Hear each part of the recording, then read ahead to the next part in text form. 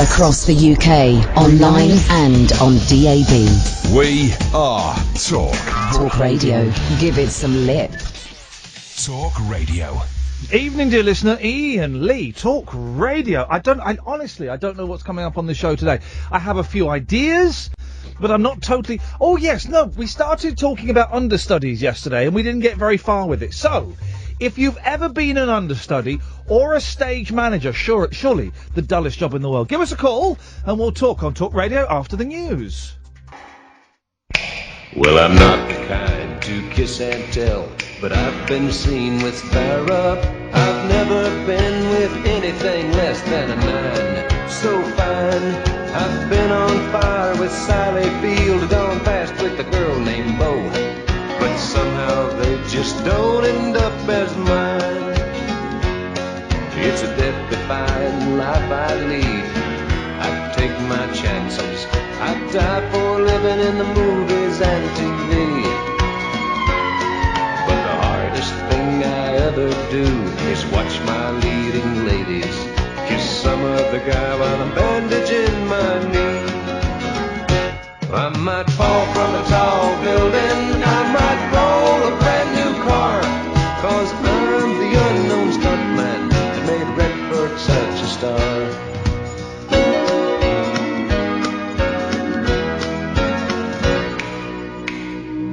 I've never spent much time in school, but I taught ladies plenty. It's true, I hire my body out for pay. Hey, hey, I've gotten burned over Cheryl Teague's, blown up for Raquel Welch. But when I wind up in the hay, it's only hay. Hey, hey, I might jump an open drawbridge or Tarzan from a vine, 'cause I'm the unknown stuntman that makes Eastwood look so fine.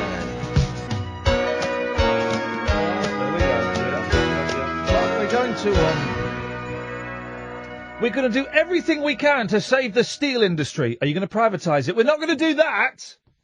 Can I permission to speak freely, right? Because I know that it affects loads of people's jobs, right? But isn't the steel story the dullest story in the world, right? Obviously, if if it affects a family, then that's obviously terrible. But flipping it, the number of phone-ins I've heard on this and other stations, guys. Give us a call now with your views on what's happening in Port Talbot. Huh? Sorry? Your views on the steel industry. What? Sorry? Can I not just phone in and tell you once I shared a lift with Mick Jagger? No, we want your calls on the steel industry, please. I once sold Elton John a toothbrush. No. That's not what we're talking about, guys. It's your calls right now, please, on the steel...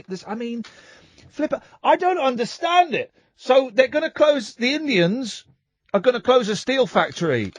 I mean, blimey, O'Reilly. Maybe I've missed the point considerably. Good evening, everybody. It's Iain Lee on Talk Radio. Maybe I've missed the point considerably, but... everybody's banging on about the steel industry. We won't be banging on about the steel industry anymore from now. Because tonight, 0844 499 1000 is the telephone number. You can give us a call. The way it works, you give us a call about anything you fancy and we'll take your calls and we'll talk about it. Understudies is kind of the main thrust. We mentioned understudies a little bit yesterday and we had a good call on it and I never got to pursue it. So... it seems to me to be the oddest job in show business. So you're a good actor, right? You're good enough that you could be the lead. You're like the second best person at being the lead, but because the first best person is there, you can't be the lead unless they get sick. So if you're an understudy, what's the dream scenario? Is the dream scenario that the lead, let's say Darren Day, is permanently sick, right? So you're constantly doing it.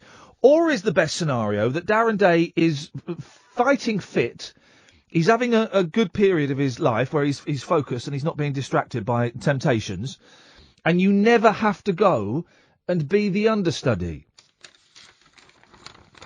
Because I'm going to be honest with you. I'm 0844 499 1000. I'm a very lazy man. Okay, I'm a very, very lazy man. And if I had the misfortune to be an understudy, then what I would probably do is, that's my neck, I wouldn't bother learning the play. I wouldn't learn it. Because, I mean, really, what are the chances of the main actor getting poorly? Not very high, I wouldn't have thought. If you've ever been an understudy, I know, guys, this is it's a tenuous one, and we're clutching at straws here. But if you've ever been an understudy, your stories, please. And also stage managers. I don't get theatre, right? I like a good play. I like going to see a play once. Okay, years ago I went to see the Buddy Holly story. I got obsessed with it. I went and saw it about 6 or 7 times, right? By the 7th time, it was quite tedious. And this was spread out over a year, over 18 months. Okay. Imagine doing the same play, sometimes twice a day, 5-6 days a week. You'd go nuts, wouldn't you? Because you've got to do the words. You've got to do the words. You can't go on there. Whereas this kind of gig, coming in and doing this rubbish for 3 hours a day is, I mean, already I don't want to say bored. That's ungrateful. But already, I'm like, driving to work. Yes, I get to listen to the Archers, and boy, oh boy, wasn't it a good one tonight, kids? Huh? Wasn't it? Huh? But the thought of coming in, I get to come in, and for 3 hours I get to twit around and do whatever I want. But imagine having to come in and do the same show every night for 3 hours. The same show, the same script. I couldn't do it. I couldn't do it. 0844 499 1000 is the telephone number. Calls cost 7 pence per minute, plus your provider's access charge. We'll call you back, guys. That's the way it works here. So we can talk about that. And also we can talk about anything you want. I'm trying to avoid Brexit, because it's dull. I'm trying to avoid steel. Hey, driving home and listening to one of the rival stations, I won't say it was LBC, a fella was doing a 2-hour phone-in on, tell us how Alzheimer's has impacted on your life. Sorry? 2 hours of people phoning up going, well, I had to watch my dad. He was a powerful man, a big man, and by then he didn't know what day it was. We know what Alzheimer's does. It's horrible, right? And if it's my granddad had it, if it's impacted your life, boy, oh boy, it's horrific. A 2-hour phone-in, though. 2 hours. Give us a call now and tell us how Alzheimer's has impacted on your... 2 hours of that? Flipping heck. I thought an hour was pushing it. I went back to him for the second hour. He was still doing it. No, mate. Straight on the iPod. Straight on the iPod. We listened to a bit of Tommy last night as I was driving home. The rock opera, of course. 0844 499 1000 is the phone number. You can come in any time you want, Kath. Don't look like they're going to phone tonight. And that's fine. That's fine as far as I'm concerned. Spare a thought, says Ian, for poor Steve Allen, who does the same show every day. Oh, dear. I've got a bit of a funny head today. I'm on one of these new pills, and I slept for 12 hours straight. We're asking as well, by the way, what is the longest you've ever slept for? 12 hours straight I slept for, and I woke up at 10:30. I thought, it's 10:30, I'll get up in a minute. Suddenly it was 2. I thought, I really ought to get up, and I'll take the dog for a walk. And I got up and took the dog for a walk, changed the stick insects foliage. Got the eggs out. Got all the eggs. I flushed them down the sink now. I don't want any more babies. I'm hoping to create, just within the environment we've created, not around the world, but a stick insect genocide. I don't want them anymore, because I'm the only one that looks after them, as I knew it would be. So I have to, and it's a real faff, you have to get them all out, put them in a bowl. I've got a system now, get them out, put them in a bowl, put a plate on the bowl so they don't escape, and then get the plants, get some new leaves, soak it and clean all the things. So, I'm not letting them have any more babies. You know the ones that you flush? Yes. Are they going to be down in the sewers, like the Ninja Turtles? Well, this is my worry. Up until today, I've been boiling their eggs. Oh, dear. Put them in a bowl of water. 0844 499 1000. Microwaving that bowl of water, and then pouring that away. And today I didn't. And as I did it, I thought, oh, it's that film, isn't it? It's the crocodile. There's what's the alligator? Alligator, yeah. Where there's an alligator, which I was never allowed to see when I was a child. But there's apparently an alligator living in the sewers of New York City, and piranhas as well. I think was a sequel. There's a telephone call if you wouldn't be if you'd be so bold. Thank you, sir. And so I don't know. I don't think stick insects can breathe underwater, so as soon as they hatch, they drown. I mean, you're gambling quite a lot on that. How sentient are actual stick insects? Can they feel pain? You can pull their leg off and they'll grow another leg. Here we go. Does it hurt though? Because you can break my arm and I'll stop. I know what the show is. Animals that can grow bits of their body back, ladies and gentlemen. How do I write that down? Animals. I just write animals and I'm sure to remember. Lizard. Because the lizard, you can pull its tail off. I've seen that. A number of times? I don't know. I wonder if it's just got one extra one kind of stored up, curled up inside that it unfurls. Oh, okay, if you can do it to a lizard, can you do it? I think you can do it to crocodiles. Because they're the same thing. It's a big lizard. Just bigger. I'm pretty sure you could that you can do it to crocodiles. No, I bet you can't. The reason the lizard has developed that way is to get away from predators. There aren't many predators who would attack a crocodile. No, but it's in the DNA. It's in the DNA. The crocodile is surely just a fully grown lizard. That's all it is. 0844 499 1000. If only... Well, I've been in a room with David Attenborough. What a dull man he is in real life. And let's be honest, on television. Well, he was probably just watching you all. Taking it all in. No, he didn't want to be there. We were in the green room for the Alan Titchmarsh show, so nobody wanted wanted to be there. There's Gemma. Thank you very much indeed. That's how that worked. Other animals that can grow back their limbs, both real or fictitious, I will take. There's a starfish. No, they don't grow them back. Don't they? No. I thought they could. Deadpool. That's what I'm thinking of. Deadpool can. What can he grow back? He can grow anything back. He cuts his own arm off to escape, and then it grows back. Crikey. So that's. I mean, it's a superhero. Yeah. It's not actually. A man. Ooh. You saw that one coming, didn't you? Oh, That was your neck. My head's going a bit bubbly. Okay. These pills, man. Seriously, my head's going a little bit bubbly. Psychedelic, man. Psychedelic. It's like tripping. Like tripping in the 60s, man. They must have been so high in the 1960s. How did they get anything done? I mean, how did they even make a cheese sandwich? How would the Beatles make a cheese sandwich? Because they'd just be so off their mash all the time. It'd be a psychedelic cheese sandwich. Isn't that when they invented like Dairy and that? Yeah, exactly. It was a drug addict's fantasy. I wouldn't be surprised. 0844 499 1000. We'll take your calls after this. 0844 499 1000. Gatford's on the line. Good evening, Gatford. Just loving that slap bass. It's good. Okay, let's name the top. Here we go. I got into you're never going to believe who I got into an argument with on Twitter the other day, Gatford. Well, seeing as you've been having arguments with the lead singer of The Wonder Stuff, I'm going to go with Mark King of Level 42. No. An even bigger rock star than that. And when I tell you the answer, you'll think I'm joking, but this person has been sampled by Eminem.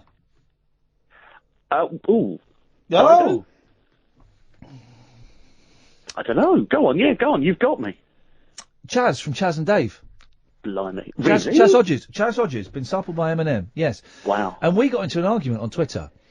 I say an argument. It was a friendly argument, because I said the two best bass players in the world, Paul McCartney, obviously. Fair enough. And Quattro. McCartney and Quattro. Now, is she a great bass player or a great lead vocalist?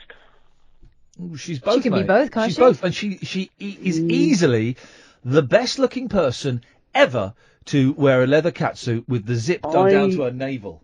I would say John Entwistle was a better bass player. No, you're wrong. John Entwistle was too fiddly. It was all... Sometimes there's a reason to just go... But you're saying that go, let me find you some Who live, right? And you listen to the ridiculousness that's going on. Are you saying that he plays the bass like someone might play the bongos? Yeah, he's bongoing the bass. Oh no, don't say bongo. Why? What? Because that's apparently some sort of keyword. Oh no, have I set off some sort of an alarm? Well, there's a rumour on Twitter that I've got a raunchy Snapchat and it gets activated by the word bongos. Well, you just activated it for me and you then. All right, I'll see you on there in about 5. On my iTunes, would the Who come under the or Who? I reckon the. No. I say Who. It turns out it's underneath us, so we're going to have to go to you. He's too busy on the bass. And I will never say Carol Kay again after the rude way she spoke to me via email. What about Benson? George? No. Come on. Not Beds. Because he used to riff the bass as well with his mouth. No, well, that's just stupid. We play bass video. Here we go. Here's The Who live at the Isle of Wight Festival, 1970, right? It's an hour long. I won't play all of it. I'm going to pick a minute between 0 and 1 hour and 2. 17 minutes. Here we go. Here goes The Who. Right. So for a start, Entwistle's wearing a skeleton outfit. Either that or he's a skeleton. Listen to the bass. Oh, he's quite good there. Here we go. Right, no, he's quite good there. I'm going to skip forward. It may be... Hang on, here we go. Shall I do another one, or...? That's right, we've got it. I like that, though. That's quite a simple bass line, that. I'm going to go to The Who live in 1975, OK, when he was really... here we go, The Who live, 1975. This is The Who, Won't Get Fooled Again at the Pontiac Silverdome, 1975. Now listen to this. Now listen to this. Silverdome. Here we go. There we go.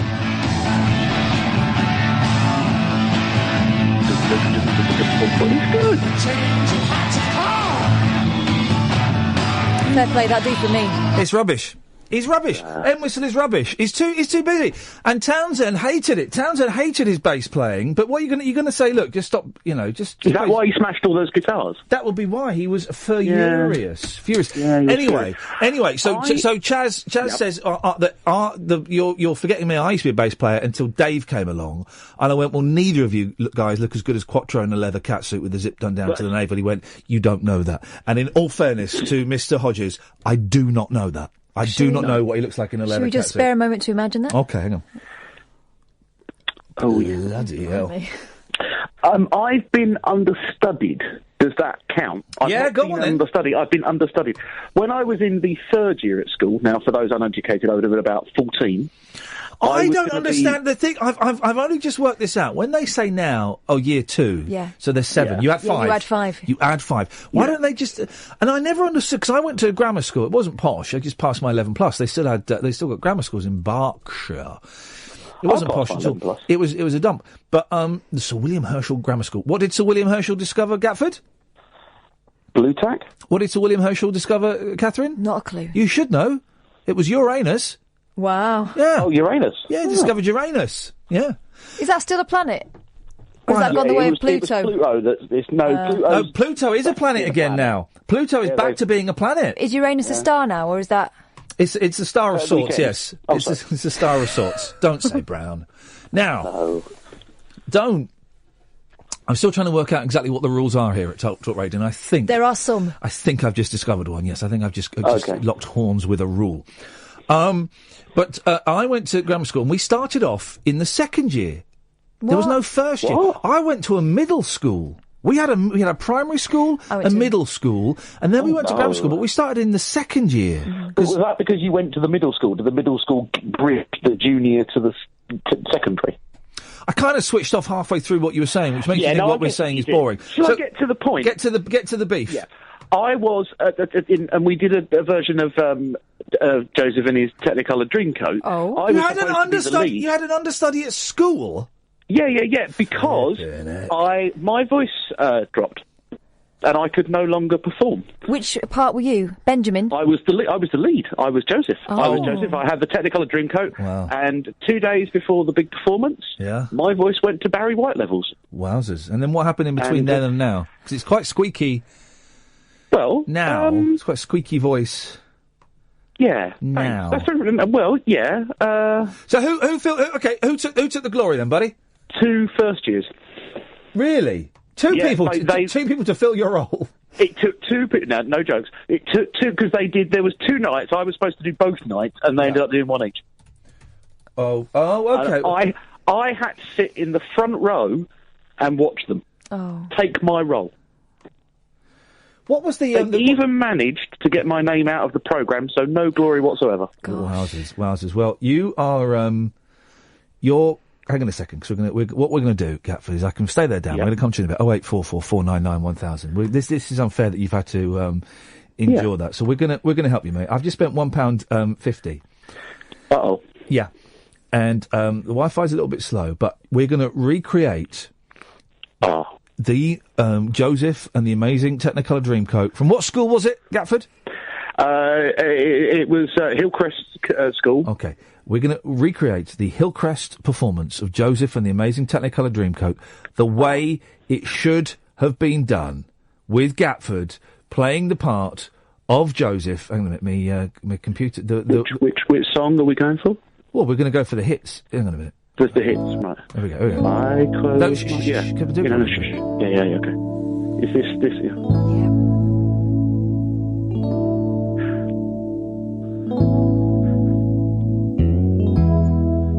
When do I come in? Now. I think you should... Right, start again. I think you should be in by now. Here we go. Here we go. Is this I Close My Eyes? Yes. He doesn't even know what song it is, and he was the lead. Here we go. I close No. I close my eyes.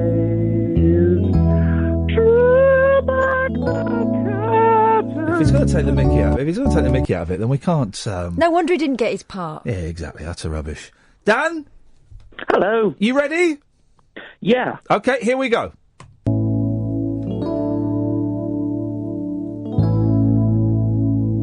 And go.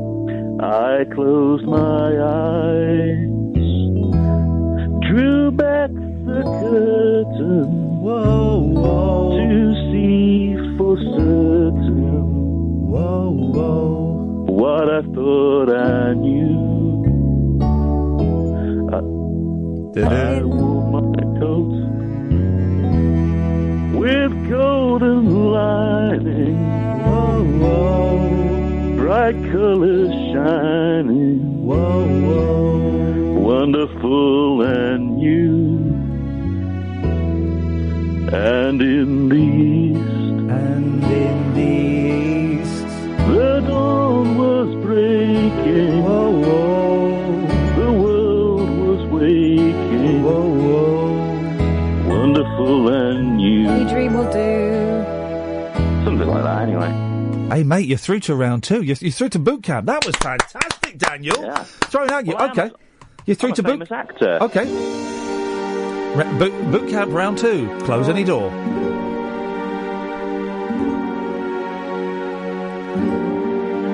Daniel? I'm sorry, I didn't hear the intro properly. Okay, I apologise. Here we go. Okay.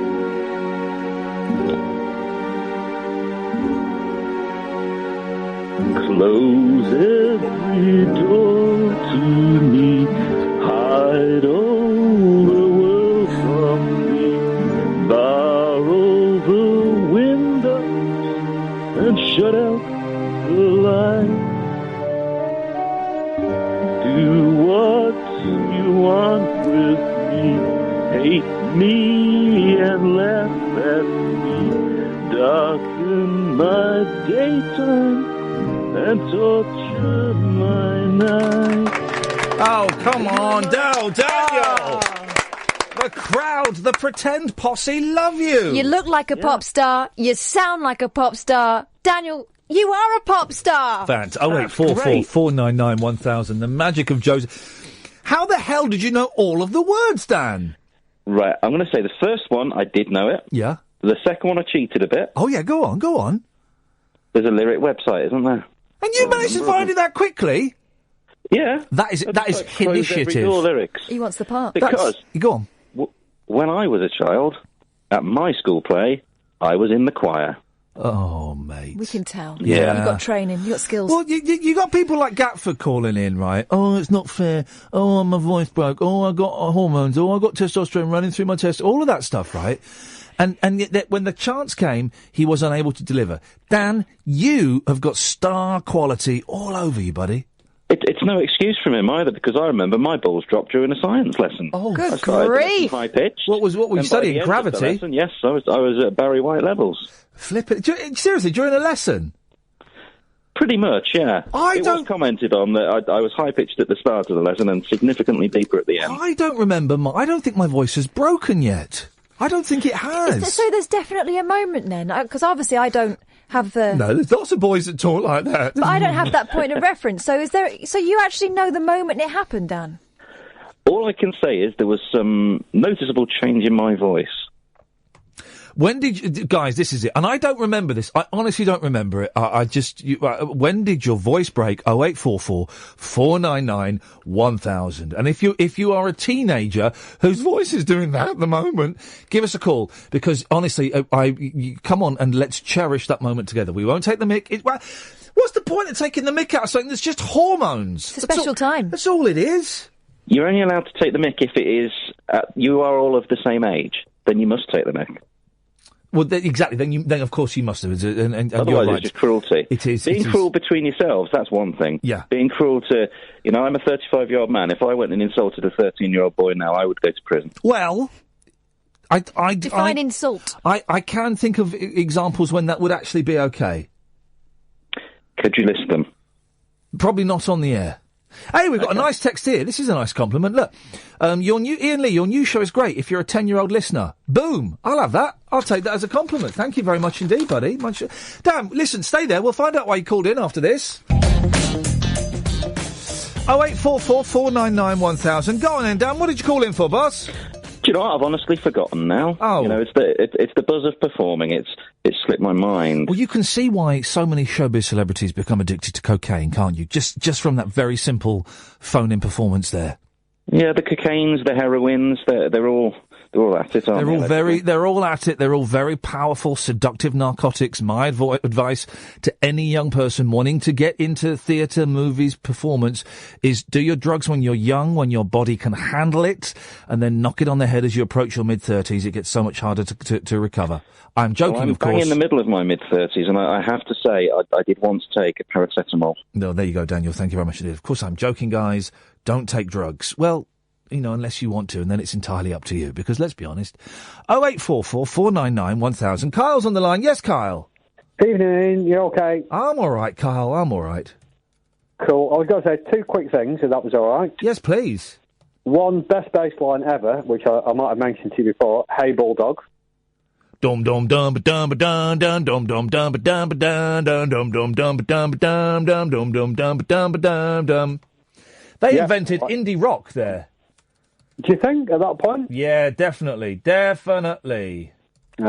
great. And the other thing is, I know we're not supposed to talk about the old place. Yeah. But you did a link around Christmas, maybe last year. Yeah. And there was a weird song, and it's been stuck in my head ever since, and I don't know what the song is, and you must have played it off your own collection. Okay, yeah, go on. And you were saying, I'm stuck in the Matrix. Right. Does this make any... And you said, well, people wonder why. You need to give me a little bit more information. Well, I can play you a bit, but it's got your voice on it. Are you okay with hearing your own voice? Of course I am, mate. I've got a beautiful voice. Okay. Right, hang on. Give me a second. Hang on. Right, I think this will work. Right, hang on. Yeah. He said. Oh, blimey. Sorry, I'm trying for you, boss.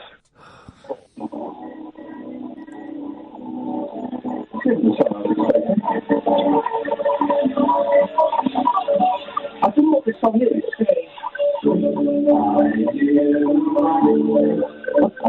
I literally can't hear it, Kyle.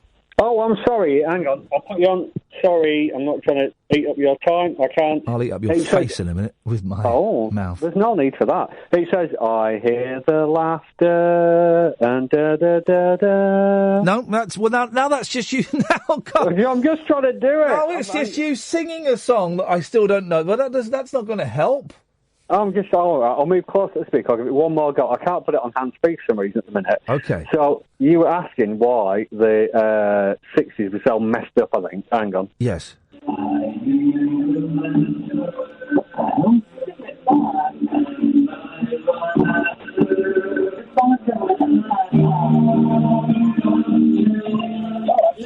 I know exactly what it is. But I don't know what is it? I don't know the name of it. I'm trying to see if I hear. I don't think I've got it on my iPad, on my iPod either, because I lost all my songs. Hang on a minute. It's artists. I think it's Dave Gregory doing a cover of a 60s song. I don't think no, mate, ain't got it. So I can't give you the details, I'm afraid. Well, no, it's all right, but that was it. It stuck in my head. It was a very funny link, and the song's been stuck in my head for about a year and a half. Well, good luck with that. Thanks very much. 0844 499 1000. We'll start the show properly in a little bit, shall we? But let's first of all go to Gary. Yes, Gary. Hello, mate. Hello, Gaz. What you got? First of all, you mentioned LBC earlier and what a dismal listen it is. Well, no. I said they did 2 hours of tell us your Alzheimer's stories. That was quite hard work. Yes. It just. Come on, Gary. I haven't. Spit it out, Gary. Come on, you can do it. I'll get there, honestly. You'll get there, buddy. Come on. Come on, buddy. You can do it. Come on, Gary. Oh God, right. You can do it. Come on, Gary. I haven't touched LBC since you lot coming here. Hey! Clip that! Send that A to my boss, Denny. Send that to the boss at LBC, James. And send that to my agent. And send it to the posters for Talk Radio that don't tell people how to tune into Talk Radio. There we go, ladies and gentlemen. That's it. Plus, the fight back begins. Yes. I've said to you on Twitter twice after phoning. You're the easiest phone-in host I've ever come across. Oh, hang on a minute. Now, what do you mean by that? You let people talk. You don't interrupt people. Thanks for calling, Gary. Now, 0844 499 1000 is the telephone number if you want to give us a call. You're more than welcome to. The Ben Innes. I'm obsessed with Ben Innes. Who is Ben Innes? He's the guy that was on the aeroplane with the bloke that wasn't a terrorist. And he's in the papers again. His star is on the way. I fully expect him to be in the next edition of Celebrity Big Brother. But I think that guy's a hero. Why is everyone trying to make him out to be an idiot and have a pop at him? I think the guy's on a hero. I think surely we should be celebrating this guy. I've been trying to get him on the show, but we can't track him down. He was on the BBC earlier, for crying out loud. The BBC had him. I think Ben Innes is, yes, okay, admittedly, he's called it a selfie when it's technically not a selfie, but still, the guy's a top bloke. We should be celebrating and embracing the fact that he's done that. Oh, wait, I'm sorry, I'm fiddling about because I've written down, I bet I've got the wrong paper. Oh, blimey, there it is. Let me try this one. 0844 499 1000 is the telephone number. You can give us a call. Why have I written that down? There's something on the Sun, page 6, I wanted to read. I've written text twit, but there's nothing there that, isn't that funny? Why have I written that? Oh, dearie me. Look, going mad. Anyway, there is something in the Sun today. It'll be a quiet night tonight. You know why? We've got actual competition. There's actually someone decent on at the same time as us. So, we'll get by. There's these incredible pictures of this woman on top of a car. No, I don't know cars. It looks like a Nissan. Or maybe a Peugeot. They're cars, aren't they? They're two types of cars. I don't really know. And, but the story's written by the excellently named Holly Christodoulou. Holly Christodoulou. Why are people who are called Jesus why does it not pronounce Jesus? Why is it always Jesus? Jesus. That's not offensive to Zeus, the god? Oh, so we don't pronounce it Jesus so that we don't offend Jesus. But what about Zeus, Jesus? A woman launches a frenzied attack on a car before it speeds off with her on its roof. At what point... There's a sunroof on the car. You don't see sunroofs anymore. At what point would you be so angry with someone in a car that you'd think, I know what I'm going to do. I'm going to climb on top of the car and try and get in that way. 0844 499 1000. A woman launches a frenzied attack on a car before it speeds off with her on its roof. She was caught... It's a Peugeot. It's a Peugeot 106, guys. She was caught on video grabbing at the windscreen wipers while perched on top of the 22-year-old Peugeot 106. It's an old Peugeot 106, guys. After failing to tear them off, the windscreen wipers, she began slamming her fists on the sunroof before finally kicking in the glass. But the driver, thought to be known to her, then pulled away as she desperately hung on. She eventually fell off. Here we go. And this is the phone-in of the evening. Have you ever had cause to cling on to a car? If you've ever clung onto a car, 0844 499 1000. Then pulled away, she desperately hung on. She eventually fell off, suffering minor injuries in Salisbury, Wiltshire. That's a place, isn't it? Wiltshire. Yeah, that's a place. I'm really curious as to what the story was that I've written down. I've written it down as text, let's say text twit. But it's not there. What on earth was I thinking? It's got me intrigued now. Really got me intrigued. Why would I have done that? What a stupid... Oh, well, we'll have to have a little look later on. 0844 499 1000. 0844 499 1000. Understudies? Ever had to cling on to a moving vehicle of any kind? If you've ever ridden on top of a train, I mean, we don't condone that kind of behaviour, but flipping heck, well done. What was going on there? And animals that grow back their limbs. 0844 499 1000. Scott's on the line. Yes, Scott. Hello, Ian. Hello, Scott. What you got for us, boss? I've got a couple of things for you, if that's okay. Yeah, of course it is. You go ahead. Okay, the first one is, actually, they're both about when I was in school. So the first one is about animals that can regrow their limbs. Yeah. And you incorrectly said that starfishes can't regrow their limbs, because I found one on the beach on a school trip, brought it home in my pocket, because the teacher said I could, and its limbs had fallen off in my pocket. How many of its limbs had fallen off? Like 4. Whoa! So it was basically flipping you the bird. Basically. Wow. So we chucked it in a sink full of water and let it regrow its limbs, and then put it back in the sea the next day.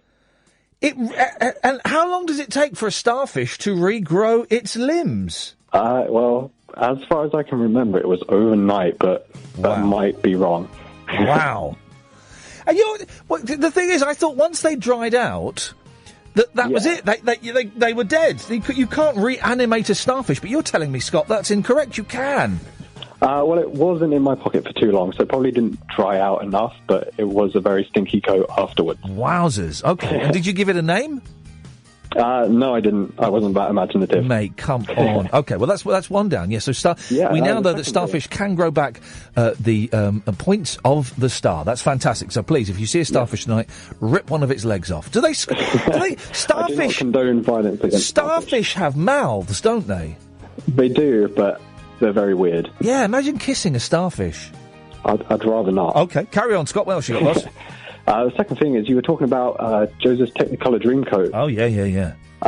Back in school, I was one of the brothers of Joseph in a school play. Yeah. And I was actually the only male brother. Oh. I was also the only brother that didn't have any lines. Oh, flipping it. Do you know what? Hang on a minute. I tell you exactly. Hang on a minute. I've got a button for that. Hang on. That is, that's... Oh, no, my button doesn't work. Hang on a minute. Let me pause the kinks. Hang on, it all gets complicated. Okay. So I've not got a volume control for this yet. They're building me a volume control. Hang on a second. Oh, that'd be good. That is... I think it's just gone politically correct. That's exactly what that is. That's politically correct. Oh, blimey, there we go. I can do it there. So, but so they weren't brothers, they were sisters. Sisters with moustaches. Oh, man. And you didn't get to say anything? No, I was the only one that didn't. Would you like to change that now? If you want to deliver one of those sisters' lines, you're more than welcome to, Scott. I'd rather not. I think it was just something like, mate, that coat is well nice. I want it. Mate. And that was basically it. That coat is well... The thing about Joseph, right, I can understand why they chucked him in a pit, didn't they, for him to die? Yeah, we did. I could understand why you'd want to do that. He's a smug git. Oh, I'm having... He was a bit flashy, wasn't he? Well, the thing is as well, right, he was having all the dreams and all of that stuff. All right, yeah, that's... All right. But he was his dad's favourite. So, of course, the other brothers, and in that case, sisters, are going to be jealous. I was my mum's favourite, and my sister was rightfully jealous. Did she throw you in a pit? She didn't throw me in a pit. There were times she wanted to. But also, in fairness to Joseph, it's quite a burden to carry to be your parents' favourite. Oh, I know all too well. Scott, thank you very much indeed. 0844 499 1000 is the phone number if you want to give us a call.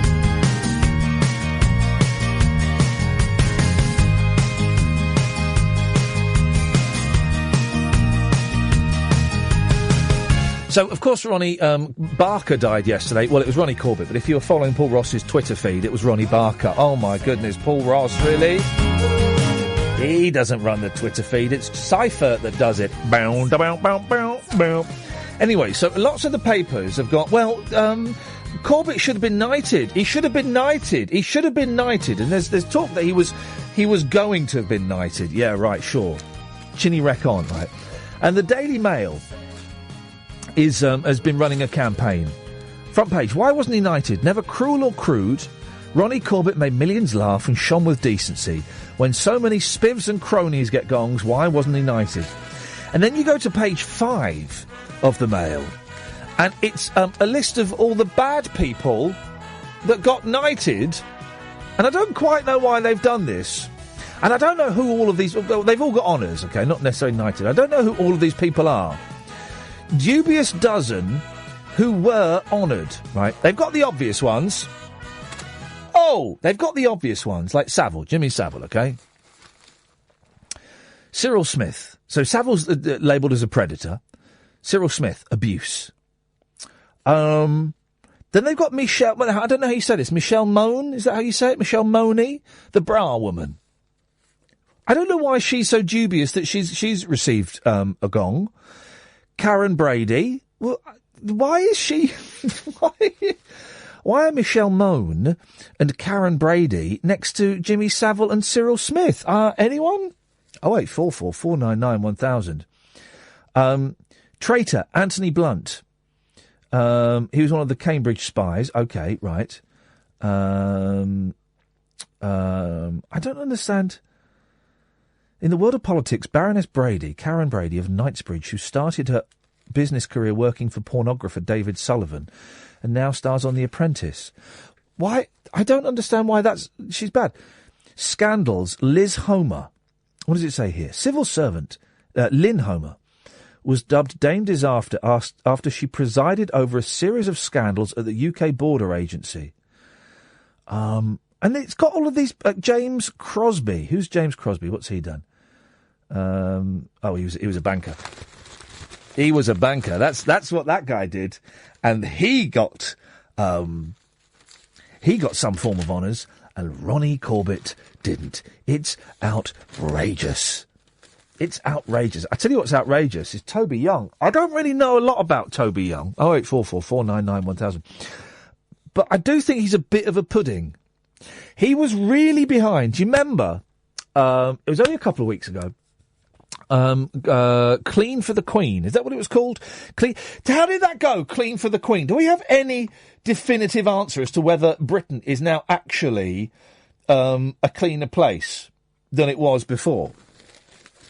Did anybody actually clean anything for the Queen? Anything? 0844 499 1000. Toby Young was all over it. Why wouldn't... I don't know how he speaks. I'm going to do an impression of how I think he speaks. Why wouldn't anybody want to clean for the Queen? Well, because she's really rich and we're not. That might be it. And because the Tories sacked all of the street cleaners. I don't know. Is that it? Because it's kind of quite patronising and makes it feel like we're being put in our place. Is that it? So I don't really know what Toby Young is. If somebody can let me know, 0844 499 1000, what is Toby Young? Anyway, I've read some of this column, but I found it so obnoxious that I couldn't read much more. It's quite remarkable. As fans are told, it's about football, okay, so I'm a little bit out of my depth. But I'm a human being with a soul. So it's when you see exactly what he's saying, it's kind of in my depth. As fans are told to wear pink for breast cancer at England game, how the PC mob is giving football a sex change. Sorry? Well, did you say the PC mob when you're referring to... wearing pink for breast cancer. I think it's just gone politically correct. Marking a departure from tradition, England fans going to watch Tuesday night's clash with Nederlanden at Wembley were told to leave their football shirts at home. We would love anyone attending to wear pink, said the Football Association website. The entire England home end will raise their flags, which were actually cardboard squares, to create an enormous pink St George's cross during the game. There'll also be a pink corner flags pink volunteers and a pink Wembley Arch, all making it a very memorable and pink occasion. Yeah, he's such a plum, this bloke.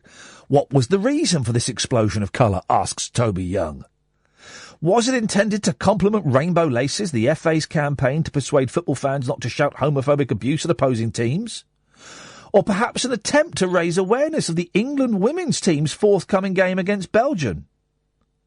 Unlike Tuesday night's match, which was sold out, plenty of tickets for that fixture remain unsold, he adds, unnecessarily. In fact, it was designed to promote breast cancer care, the FA's official charity partner. Right, and you're saying that as though it's a bad thing? Perhaps it was fitting that Tuesday's England match was awash with pink shirts, pink ribbons and pink flags. After all, football, along with rugby, cricket and every other traditionally male sport, has been forced to undergo what you might call, to borrow a fashionable phrase, gender reassignment surgery in the past few years. You sound, Toby, like a bit of a... I mean, really... So they've been asked to wear a little bit of pink for breast cancer awareness, which is the FA charity. How could anybody have a... You don't like it, don't wear it. What are you wearing pink for? Breast cancer awareness. Oh, shame on you. Shame on you. Don't want to talk about that.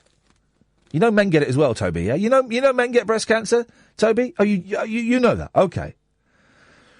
I've got no idea what this bloke's banging on about. 0844 499 1000. Let's go to line 1. Hello, Barry St Edmunds. Hello, boss. Hey, it's the Frank Sidebottom impersonator. Hello, how's it going? It's been a long time since we've spoken. It's going all right. I've got a bit of a headache. It's been 9 years, mate, and I've got a bad throat as well. Oh, blimey, boss. Oh, blimey. You know, it really is. Thank you. Thank you very much, Frank. Is that it? No. I was just saying, it's been about 9 years since I last spoke to you. Your voice... I've got through to you in 2 minutes because there's no one phoning up. That's quite obvious to me. It's no one is phoning up, and that's kind of we got actual proper competition tonight. That's what that's all about. Who's the competition, boss? I'm not telling you who the competition is, for crying out loud. Your voice sounds terrible, Frank. What have you been up to? Instead of I've had a snotting cold. Yes. I sound almost like Rob Burnett. Yeah, you don't sound good.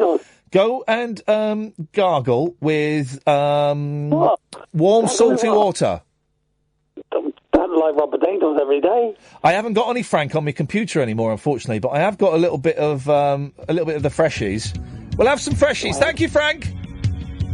Good night, boss. Ta-ta. Oh, and that's very local. I don't know what's going on there. Anyway, that's for the Frank Sidebottom impersonator there. That's a blast from the past. Gosh, look at the size of that text in that box. 0844 499 1000 is the telephone number if you want to give us a call. And then the rest of the article, I'm assuming, just goes on with Toby Young, just having a pop. If you're not being asked to wear rainbow laces or pink ribbons, you're being bombarded with anti-racist and anti-sexist messages from Kick It Out, the Equality and Inclusion Programme, to the FA's Respect Programme, to help ensure a safe, positive environment in which to play the game. It's like a 90-minute civics lesson taught by Jeremy Corbyn and Diane Abbott. Now, Toby Young confuses me, right? Because he's obviously a complete arse, right? But he looks like Heston Blumenthal. So I think I quite like Heston Blumenthal, even though he's sees us coming a mile off. Oh yeah, and on tonight's menu it's smoke pie. What's that? Pie with smoke in. We'll have him after the news. It's pie with tonight it's ghost toast. What's that, Heston? It's bread that's died, and then we've toasted it. And I whenever I see Toby Young, I think it's Heston Blumenthal, but it's not. And let's read the end of this, shall we?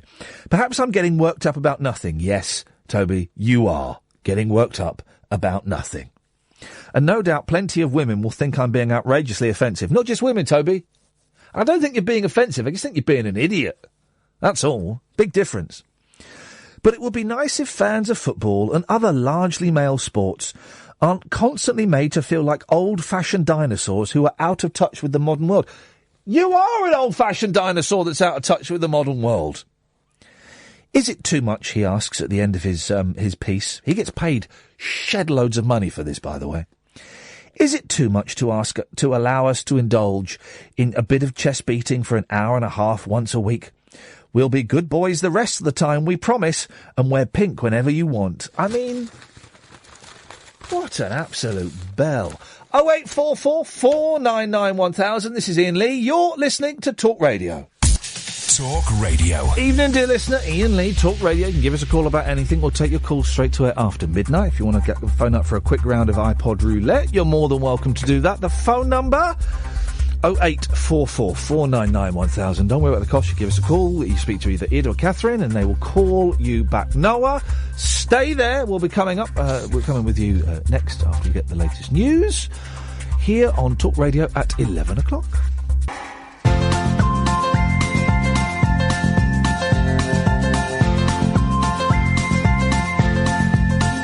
There's a voice that keeps on calling me down the road. It's where I'll always be. Every stop I make a new friend. Can't stay for long, just turn around and I'm gone again. Maybe tomorrow I'll wanna settle down. Until tomorrow I'll just keep moving on. Down this road that never seems to end. When new adventure lies just around the bend. So if you wanna join me for a while, just grab your hat, come travel light, that's old style. Maybe tomorrow I'll wanna settle down. Until tomorrow, the whole world is my home. So if you wanna join me for a while, just grab your hat, come travel light, that's old style. Maybe tomorrow I'll wanna settle down. Until tomorrow I'll just keep moving on.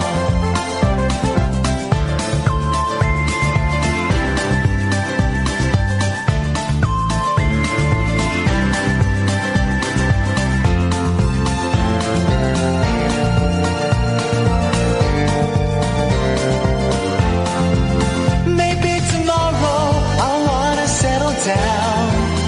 Until tomorrow I'll just keep moving on. There's a world that's waiting to unfold, a brand new tale no one has ever told. We've journeyed far, but you know it won't be long.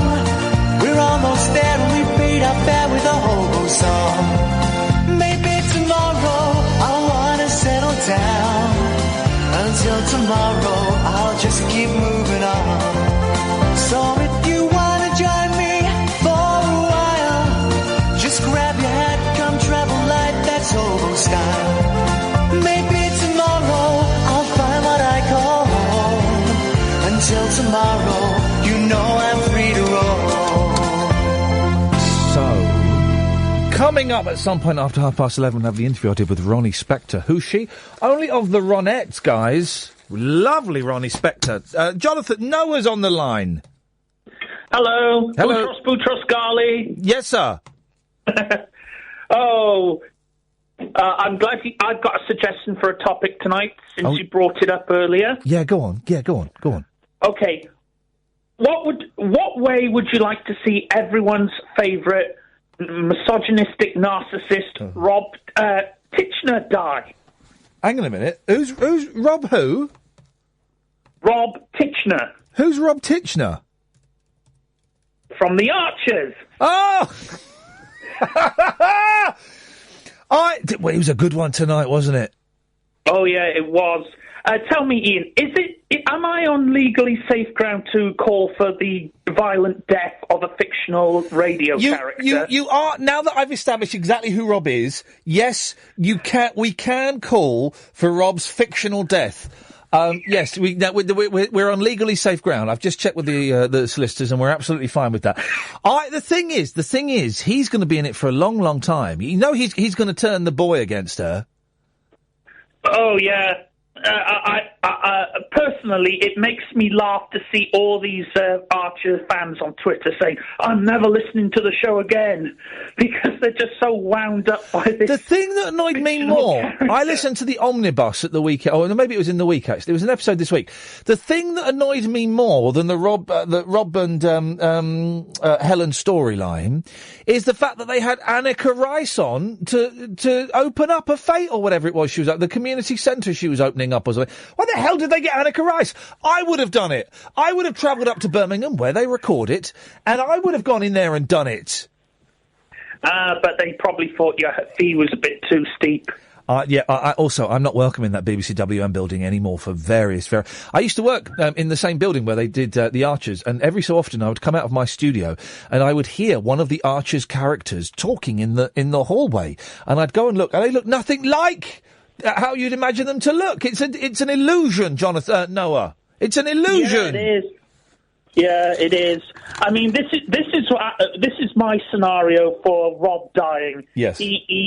Helen somehow burns the potatoes or something at dinner time. Yeah. He loses it. He strangles her with both hands round her throat, and then little Henry, trying to defend his mother, picks up the kitchen knife and slips it between his ribs, puncturing a major organ. Gosh, and then he dies, bleeds to death, and then Helen takes the rap to protect Henry. Oh, you're good. You are good. In some ways, John, no, you're too good. It's almost as if you've spent a lot of time fantasizing about murdering people. No, I haven't. I do like to run thought experiments in my mind, but not about things like murdering fictional characters. No, I'm guessing you probably do it for real people. No. What other? No, I'm not. I would never get away with it. What other thought experiments have you conducted, Noah? About the perfect talk radio lineup. Go on then, let's have it. Let's do it. Apart from the one that we've obviously got now, which is obviously pretty darn good. What? Go on. Well, I would enhance your show a little bit. Oh. Yeah, I would actually have you co-host it with Nick Abbott. I'm a big fan of Nick's. I've nicked a lot of Nick's act, and I don't mind saying that. Okay, yeah, me and Nick Abbott doing a head-to-head. Okay, I can tag teaming each other, as it were. I can see that. Yeah, and then in the morning, I would spice up Julia Hartley-Brewer by having her co-host it with American anarchist Christopher Cantwell. I don't know the gentleman. I would spice up Julia Hartley-Brewer by slipping a tab of LSD into her drink half an hour before she went on air. That's what I do, I think, to see her... we see her true colours. Anybody else you'd have on there, no? I'd have a load of Canadians and Americans that nobody's ever heard of, because I listen to them on YouTube all the time, and I think they're absolutely hilarious. Right. Yeah. Guy, have you ever heard of guys like Sargon of Akkad? No, I haven't got a clue what you're talking about. He does these weekly YouTube shows called This Week in Stupid, where he talks about all the ridiculous, stupid things the human race has been doing. Here's the problem, right? Everyone says the internet is brilliant, right? And it's not. It's rubbish. Because it gives every Tom, Dick and Harry the opportunity to go on and spout stuff when it should be limited to only people that are good. Now, hang on a minute. That sounds like communist China. But not everybody has something interesting to say. It could be argued, I have nothing to say. But do you know what I mean, Noah? I can see what you mean, and you probably like Christopher Cantwell because he's in favour of limiting free speech for certain people. Oh, hang on. What kind of people does he want to limit it from? To? With? Bernie Sanders supporters. Oh, okay. We're getting dangerously close to actually talking about something. No, thank you very much indeed. 0844 499 1000 is the telephone number. Let's go to Dave. Hello, Dave. Hello, Ian. How's it going? I'm good, thank you, Dave. Are you in a box? Well, I'm in my room at uni, which is kind of small, so... Oh, man. You're not on speakerphone, are you? No. Okay. Well, you're on Skype or something, aren't you? I don't think so. You're on something that doesn't sound like a proper phone. Oh, all right. Maybe I should look at upgrading. No. I don't, don't worry. But one day they will invent a phone that can actually make a decent phone call. What have you called in for, boss? I was hoping to play a game of iPod roulette. Oh, baby, you're speaking my language. Let me just sort my iPod out. If you want to be the judge for a round of iPod roulette between me and Dave, 0844 499 1000 is the telephone number if you want to give us a call. What have you, is it an iPod you've got, Dave, or is it another MP3 player? It's an iPod Classic. iPod Classic, okay. No, they're the ones with the wheel, aren't they? Yeah. Okay, I've got an iPod Classic too. How many songs have you got on there? 8,458. Okay, I've got 19,038 songs. Impressive. Well, it's a big one, but it does mean that a lot of them are awful, unlistenable Beach Boys bootlegs, I'm afraid. So if those guys come up, I'm in very, very serious trouble. What kind of stuff, Dave, have you got on there? What's the sort of vibe? If I was to flick through your iPod, what kind of stuff would I see? Ooh, well, unfortunately, a lot of it is just, like, really rubbish stuff off the Now compilations from when I was, like, 13. Oh, well, when were you 13? I bet not that long ago. About 6 years ago. Oh, there you go, you flippin' heck. Flippin' heck. What are you doing, a young man, a young thrusting man with your life ahead of you? What are you doing listening to this rubbish? I mean, I'm just inspired. I got back from the student radio conference today. Oh, blimey, I was asked to go and speak at that and I couldn't make it. I met Iain Collins. Hang on a minute, I was replaced by Collins? Possibly. And what did he say about me? He didn't mention you, actually. Oh, that's even worse than me. Oh, interesting. Well, Iain Collins, they asked me to speak there first, and I said no. You're my stand-in guy. He's a nice bloke. I like Iain. He's a nice bloke. I tell you what we're going to do, Dave. Stay there. We're going to get a judge lined up. 0844 499 1000. We'll have iPod roulette after this. 0844 499 1000. Have we got a judge yet, Id? Well, we don't want two. We just want one. Just get one of them racked up, please. Thank you very much indeed. Dave? Yes, boss. You're up. Oh, there we go. That's what we like. Nice bit of respect. You're up for a round of iPod roulette. I think we have a judge. We got Brian. Hello, Brian. Hello. Hello, Brian. You're right. You're going to be the judge for this evening, are you? That'll be me, yep. That'll be good. Okay, right. Dave, you go first. You set your iPod to shuffle. You have 3 rounds. You have 1 pass. We alternate. Okay. You get to go first, boss. Away you go. All right, here we go. Here we go.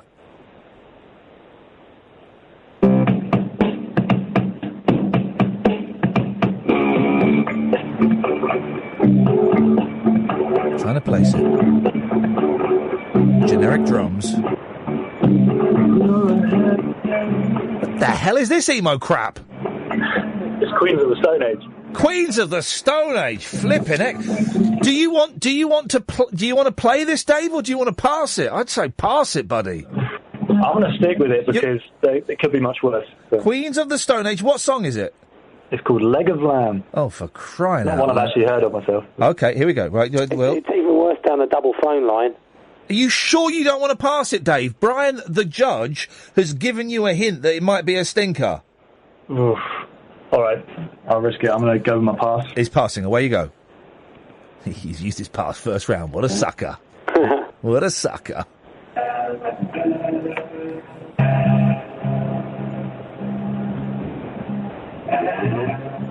God, he's got some rubbish music. He doesn't stand a chance, this fella.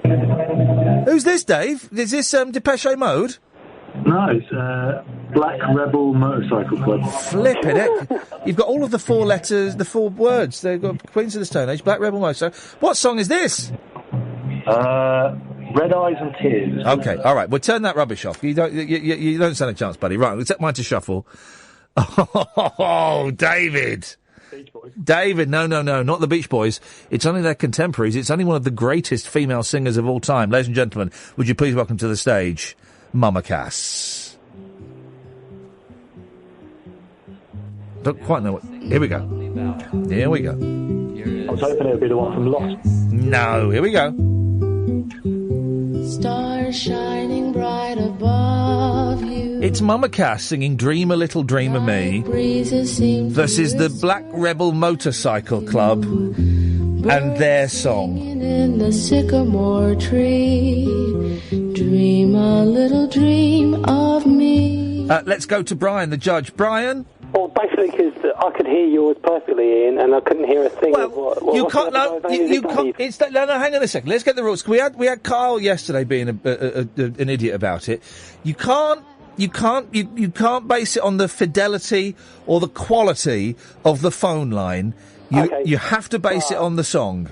Okay, but Black Rebel Motorcycle Club. I'll get dumped if I have to say what I want to say about it. Okay. I have to go with your choice, Mama Cass. You're going to go with Mama Cass, so it's 1-0 to me, David. Yep. Tough one, David. Tough one. But you didn't really stand a chance, did you? No. Okay, here we go. We'll see. Okay, here we go. Here's a round 2, and I fire it off, and we go. Okay. Ooh. We do one more tune for you, okay? Oh. But what on earth is this? for everyone's safety, I think wait. we should have a little restraint in the hall, okay? Little restraint in the hall, okay? Girls going up in the hinterlands. One final tune of the British tour for this year. Ladies and gentlemen, it's Sparks in 1975 with Amateur Hour. Nah.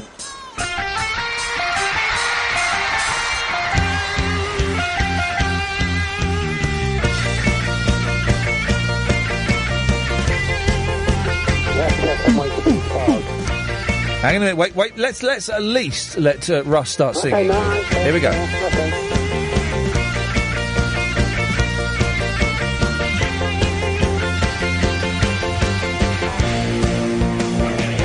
Oh, how much do I love you, Sparks? It's Sparks with Amateur Hour live. Obviously not, it's live. That might... I'm going to stick with that. I'm sticking with Sparks. David, over to you. Right. Oh. The Divine Comedy. What is this? The Frog Princess, isn't it? Here we go. Yeah. I'll be honest. I think I'd take Ron Mail having a poo over that. Oh, sorry. I don't like this judge. I don't know. Which over which one? They were both. I'll be honest. They were both excellent songs. Over Dave's song. So you're flipping it. What's wrong with the Divine Comedy, mate? It's dreadful. I go Sparks every day of the week. Right. Brian? Hello. I'm firing you as the judge. What? Yeah, I'm sorry. Catherine, come in. We need a new judge. I'm sorry, David. I'm sorry. That judge went rogue. Of course, the Divine... And of course the Divine Comedy has to beat Sparks in that case. It has to. It simply has to. Mm-hmm. Just the way of the world, isn't it? He's fired. He's gone. He's out the window. Ridiculous. Catherine, you're going to have to be the new judge, Okay. I'm afraid. It's 1-1. Right. I've still got to pass. What was Brian on about? Dissing the Divine Comedy? You can't do that. Hiya. I forgot what we need to do. We need to, when we start a game, we won't do it now. We need to calibrate the judges. You do. He was not calibrated. We need to have a practice round with which to calibrate. So we'll do that for the next time. It's the final round, David. I've still got to pass. You've used yours up. Away you go, boss. Let's see what you got. Ooh, oh no. Blimey.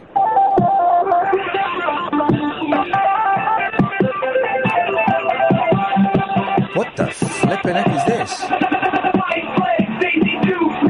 Jeez! Oh, I know this. No, stop it. Stop it. That's from a now. That's from a now. That's what I call music, isn't it? Yeah, 75.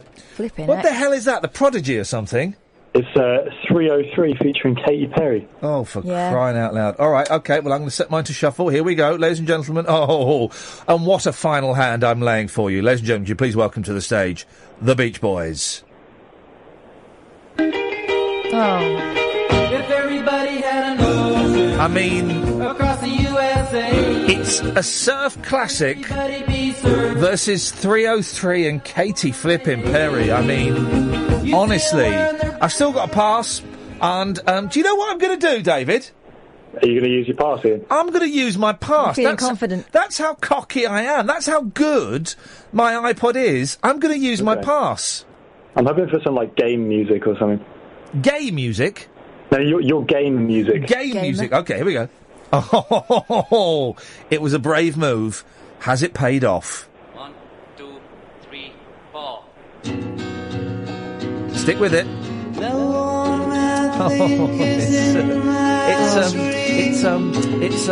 It's the Beatles. Strawberry Fields Forever from the Love album. Here we go.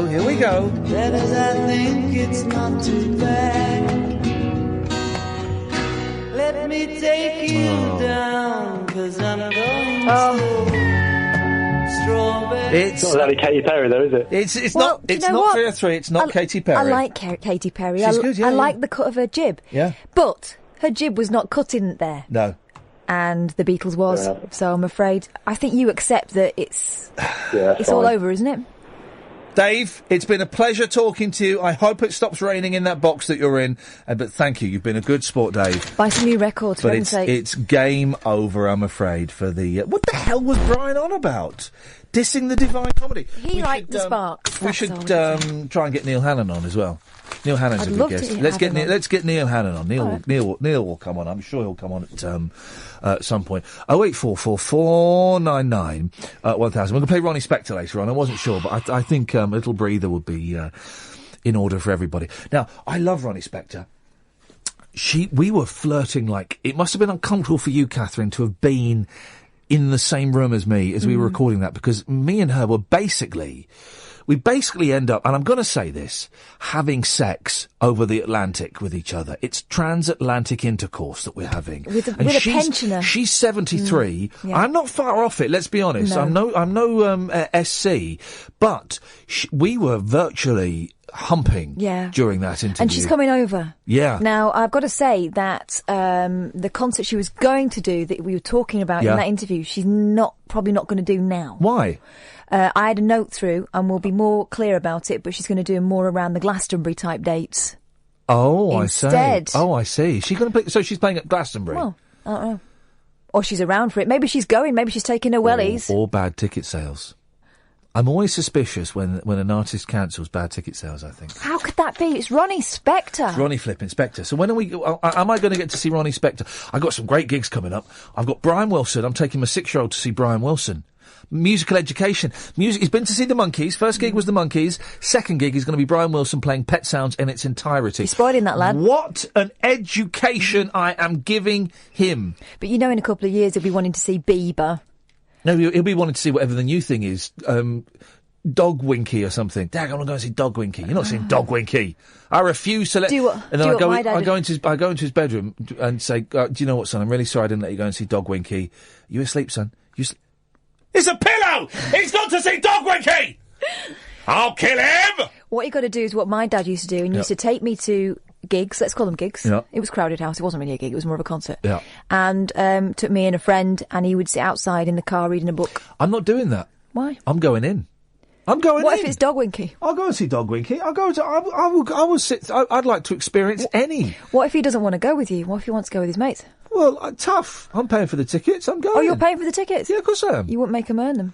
Well, I mean, I'll pay some of it, like you did with the Lego set you just got. No. Dog Winky are good, fair play. I will go and sit with them, and I will enjoy the experience. Gosh. So I got that. I want to go and see Colin Blunstone in Milton Keynes. Do you want to go and see that? Yeah. He's playing the... Stables? Playing the Stables. I can't think when. It's on a Sunday. Let's go and see that. I also am going to see Love Revisited. We've got Johnny Eccles on, not next week, the week after, in Southampton. I'm going to go and see them on, I think it's a Saturday or Sunday. And there's another gig what I've got, and I can't think what that gig might be. 0844 499 1000. Stay there, I've been in Rosie. Come to you after this. 08444 99 1000. Rosie's on the line. Yes, Rosie. I thought I might go back to Joseph again. I'm going this. It's a Joseph-themed show this evening. Well, yeah. I mean, I put Joseph on with my school when I was teaching. Yeah. I've still got some kids from that play on my Facebook, and they still remember being in it, and it was really, really great to do it.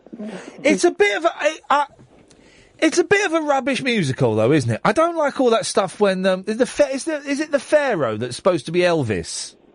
Yeah, that's all a bit silly. That bit. Yeah, well, the whole thing is themed, isn't it? Like that's kind of an Elvis theme. And they then did the that French theme, isn't there? And those Canaan days, and they're all wearing berets and onions around their neck. Oh, I don't remember that bit. I know that I like the what was the song? What's the song? I don't know which one you're talking about. Well, the song. What's the song? What's the song? Which song? The song from Joseph. Go, go, go, Joseph? No. The song from Joseph. Well, there's loads. Yeah, but what's the song? Jacob and Sons? No, you're just trying to be obtuse. What's the song?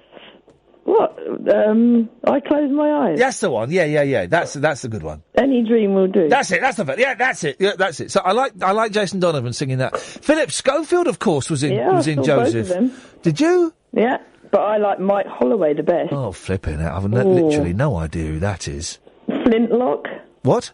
Have you heard of Flintlock and Tomorrow People? No, because I think you're making these things up, Rosie. Flintlock was a not very well-known band, but the Tomorrow People was a big series.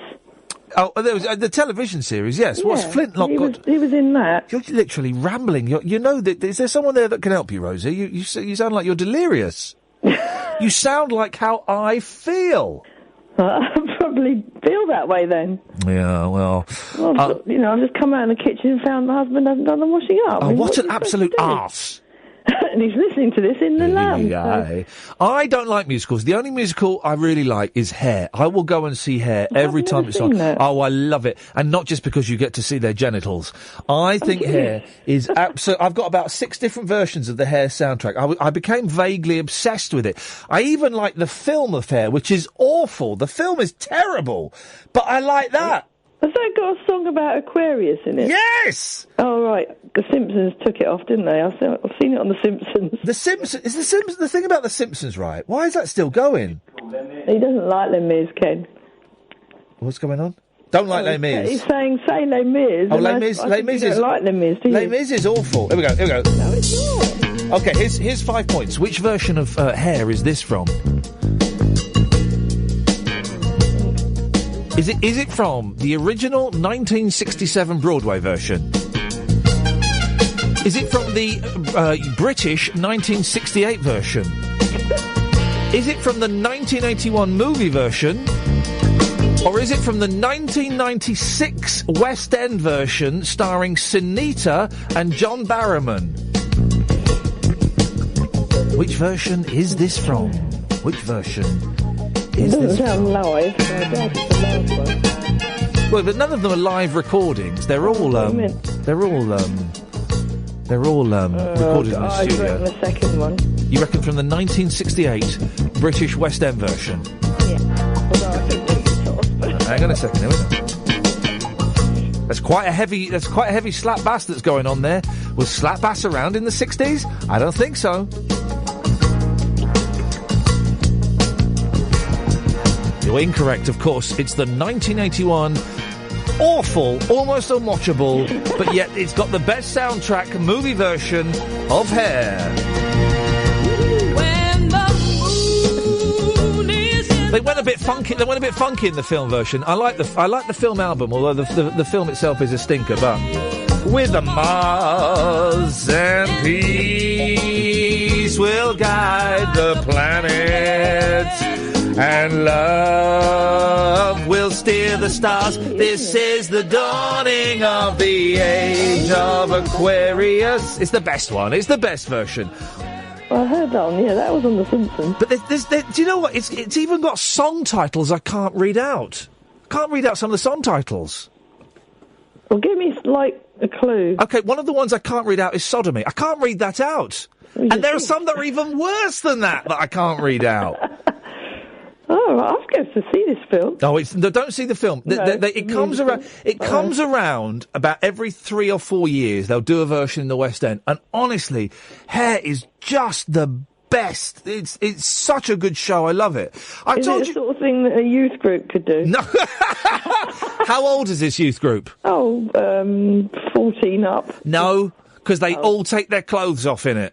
Oh, right, okay. I've told you this story before about I took my mum to see it, right? You know, she's in a wheelchair, and if you're in a wheelchair, you get really good seats, right? That's you get kind of right, seats sort of in the first the first row of the balcony, right?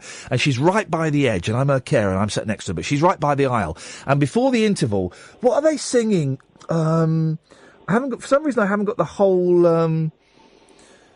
Are they singing? What are they singing when they strip all their clothes off? I can't remember. It might be. Let's assume that they're singing. They're singing "Let the Sun Shine In," right? So they're singing "Let the Sun Shine In," and they strip all their clothes off, right?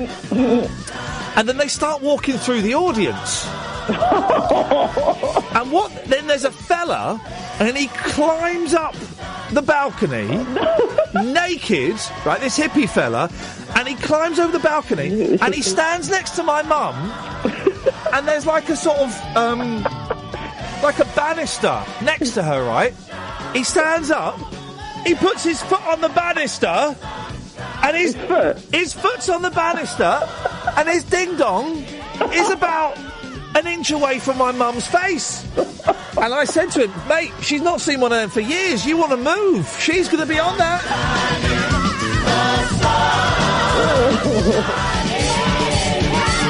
Oh, do you know what? I'm going to upload all of the Hair sound. I've got 6 different versions of it. I'm uploading every version onto my iPod. And this week it's going to be National Hair Week at my house. Although I will, of course, be wearing clothes, Rosie. That's going to probably pop up a few times on the iPod. Thank you very much indeed. What an unfortunate use of language you had there.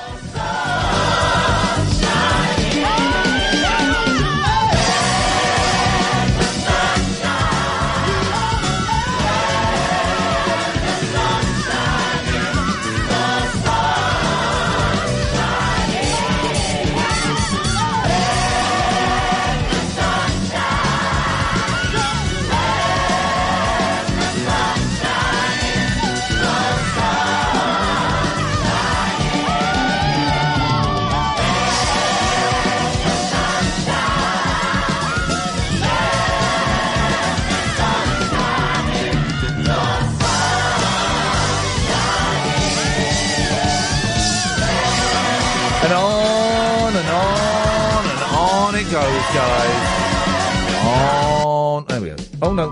Oh, I've stopped it. There we go. I didn't mean to quite as dramatically as that. 08444 991 1000 is the telephone. Honestly, Hair is the best. I can't think of. I mean, Les Mis has got one good song in it, hasn't it? The I Dreamed a Dream. Right. That's the only good song. The rest of it's pony. All musicals, apart from, and I'm going to say it, guys. It's not hip. It's not fashionable. I like the jukebox musicals. I dig the jukebox musicals with the hits. I like the Buddy Holly story. That was good.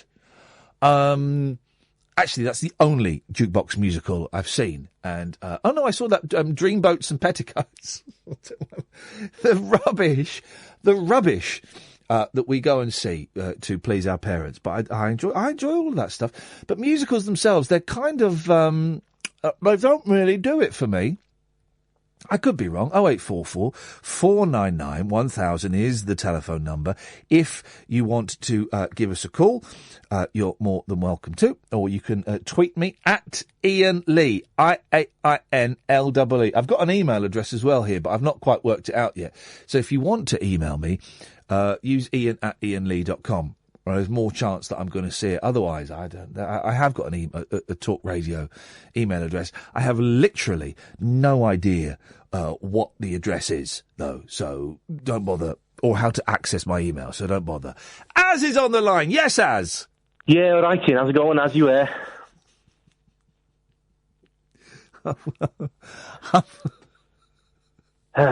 Oh. So, yes. Hasn't been great the last couple of days since my girlfriend dumped me live on national radio. Mate, you're too good. No, hang on. She's too good for you, mate. Well, yeah, apparently so. Thanks to you and Catherine, I'm sitting here now, not chatting with anyone from an exotic country on Skype. Imagine just sitting on my own listening to you. Imagine having a girlfriend in Ecuador. I mean, or in your case, remember when you used to have a girlfriend in Ecuador? It was nice. I got to say, it was nice. Listen, Ian, I think you kind of owe me now. I think you kind of owe me. You and Catherine kind of owe me now. Okay, own you? No, owe me. Okay. You owe me either. Owe me one Kenobi. You gotta help me find a way to find another girl who's equally exotic. Yes. Or get me girlfriend back. Okay. Why do you think I owe you this? Because it was your fault that she dumped me. No, it was your fault. She didn't like you. You were going to help me convince her just to get a cat. That was it. And then she dumped me live on national radio. That's not right. Well, no, exactly. But she's not a cat. Listen, let's be honest, mate. She's not a cat lover. People like that are deviants. You don't want her in your life. You're better off without her. But I miss her, mate. I really miss her. Well, have you got pictures of her? I've got pictures of her, yeah. Right, there's probably an app you can get where you can animate the picture so it looks like she's saying stuff. Oh, where can I get that? Probably online. Hey, I only just discovered Face Swap on my phone the other day. Have you seen that? Well, that thing where they take your picture and it swaps the faces round? Yeah. It's brilliant. I only just discovered it. Me and my boys are wetting ourselves with laughter, swapping each other's faces. And then I got bored the other day, and I went online. I went on Twitter and just got people to send me their pictures, and I ended up swapping their faces with me. Some of them look really scary. Some are scary. It works better if they've got a beard, but I did become a black lady, and I think actually that worked surprisingly well. I did become someone who looked like a sexual predator, a guy called Lino. So I was doing... why didn't you do that? That's all you need, is just get a face swap app and have fun with that. Somehow it doesn't sound like it quite matches up with the real thing, I've got to be honest. Mate, sometimes in life you just have to learn that when life gives you lemons, you have to use a face swap app. Well, if you're still listening, Elizabeth says, I'll go out with him, we can have crisps. I'm not exotic, but I drink lilt. Well, that's kind of fancy, I suppose. 0844 499 1000. Evening, Ian Lee, Talk Radio, here every Monday to Friday, 10 till 1. Don't forget, there is it's a best of podcast. I know a lot of you want a full show podcast. Trust me, I'm doing everything I can within my power to make that happen. And by that, I mean every now and then I ask the boss and they say no. But there is a best of podcast, and the more downloads that gets, the better chance there is of us getting a full show podcast. So work with me on this one. You can get it on iTunes if you type in Ian Lee and Talk Radio, and get it. And if you give nice reviews and stuff, that helps there. Or you can get it on your usual iPod provider, whatever that may be. I don't know what other iPod providers, podcast providers there are out there. So you'll have to have a look yourself. Okay? Thanks, guys. We'll play Ronnie Spector in a bit. I love Ronnie Spector. It gets a little bit, intimate, I think it will be fair to say. Listen, the day and night column in the Express, I'm always fascinated by the showbiz, columns. Not because I'm into show business. I couldn't find anything more tedious than knowing what some complete and utter plums are up to. But there's who does this? Jack Teague is a gentleman there who's written this. And at the bottom there's the secrets. It's like secrets and whispers, things that they've on the showbiz fine. But they're generally, sometimes they're quite specific, but this is the vaguest thing I've ever read in my life. Listen to this secret. Right. It's a secret. Which star's latest project is so bad that he's tried to get out of all promotional work because he's so embarrassed. Well, that could be anybody. We've all done rubbish. We've all done complete and utter rubbish, because we thought it would be better than it actually was, or B, because we took the money.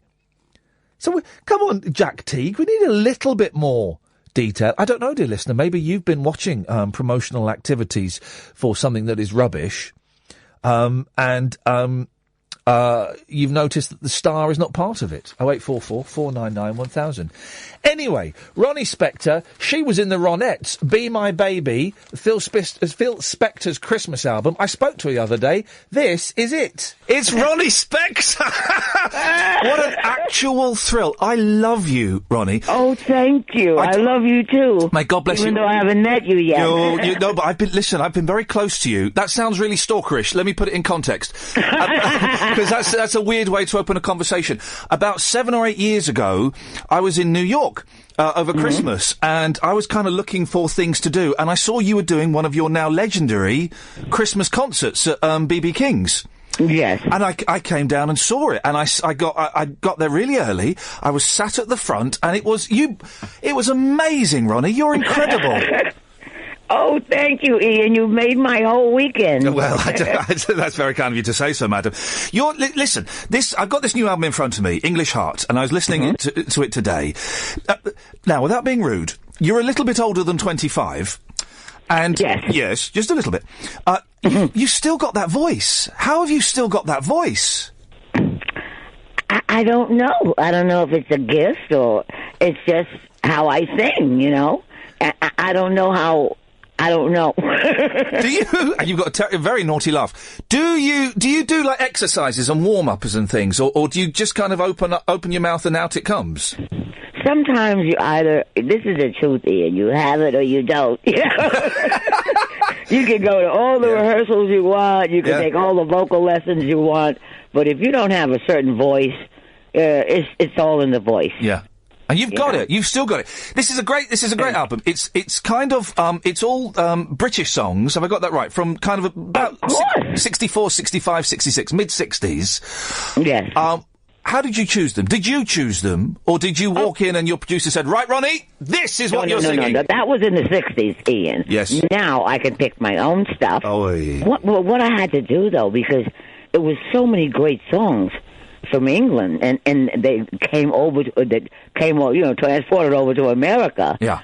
I had to really think, so I took about 70 songs from England. Wow. And I just narrowed them down. No, that doesn't fit my voice. No, I wouldn't say that. You know, so I had to just dwindle them down till I got to the 11 I chose. You've chosen some interesting ones. I mean, you've chosen the Kinks song. I love the Kinks. But Tired of Waiting, and it's a cracking version of it. That's an unusual one to choose. Why did you go for that one? I love the fact that you can say, I'm so tired of waiting. A girl could be tired of waiting for the guy to propose to her. Yeah. You know, you could be waiting for a taxi, but you're so tired, tired of waiting. You can be and I picked all of those songs exactly how I just explained them to you. Yeah. You know, what am I this and what am I that? And all the songs, even, I much rather be with the girls is the only original song on the whole album. And that's because the Stones traveled with us when they were our opening act, the Ronettes, in the 60s. So, and the girl groups are popping in the 60s, Hang on a second. Did you just say the Rolling Stones were your warm-up act? Yes. Oh, ladies and gentlemen, come on. It doesn't get much cooler than that. I know, right? Having Jagger open for you. Because when did you first come to the UK? 1964. And I mean, and what, perhaps the swingingest January of years. Cold, nice and cold then. Oh, I loved it, though. God, I love the UK. Oh. It was a novelty, I'd imagine, in the UK at that time for a girl group from the States to come over. How were you treated? We were treated so, I loved it so much because they treated us with respect. They treated us like we were stars. I mean, we had that in America, too, but over in England, they were making your outfits for TV shows. You didn't have that. We didn't have that in the States. You know what I mean? It was like, that's when I knew I was a star, is when I first went to the UK. And the Beatles came to our record company party. Wow. And the Rolling Stones were our opening act. So that's another reason I did the album, because I was right there in the middle of all that crazy invasion stuff I loved. We had the best times on the road with the Stones and the Beatles coming to our party, then taking us out and showing me Carnaby Street. And it was just so much fun back then and innocent, and nobody was trying. All we loved was the music. Yeah. You know, all of us groups, we loved the music to keep going with our careers, and, you know, and that's what we all did it. You know, I kind of stopped for a while, but most of them, I mean, the Beatles hadn't even been to America yet when we knew. No, I suppose not. No, yeah, January 64, they hadn't, had they? No, they came in at late February. Yeah. But we were there in the beginning of January. That's how we got in the Rolling Stones, of course, was the opening act. Then the Kinks would be on and off the tour, Eric Clapton and the Yardbirds. It's so cool. I mean, we were in the middle of all of that great craziness. You know, the times were innocent. You know, the most you smoked was cigarettes, you know. Yeah, I mean, well, yeah. That changed. That changed for everyone.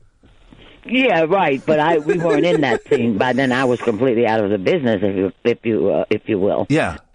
But I'm just saying, I sang. I put all these songs in my act. I love like the Dave Clark 5 because, you know, the record I do on the album Because. Yeah, yeah.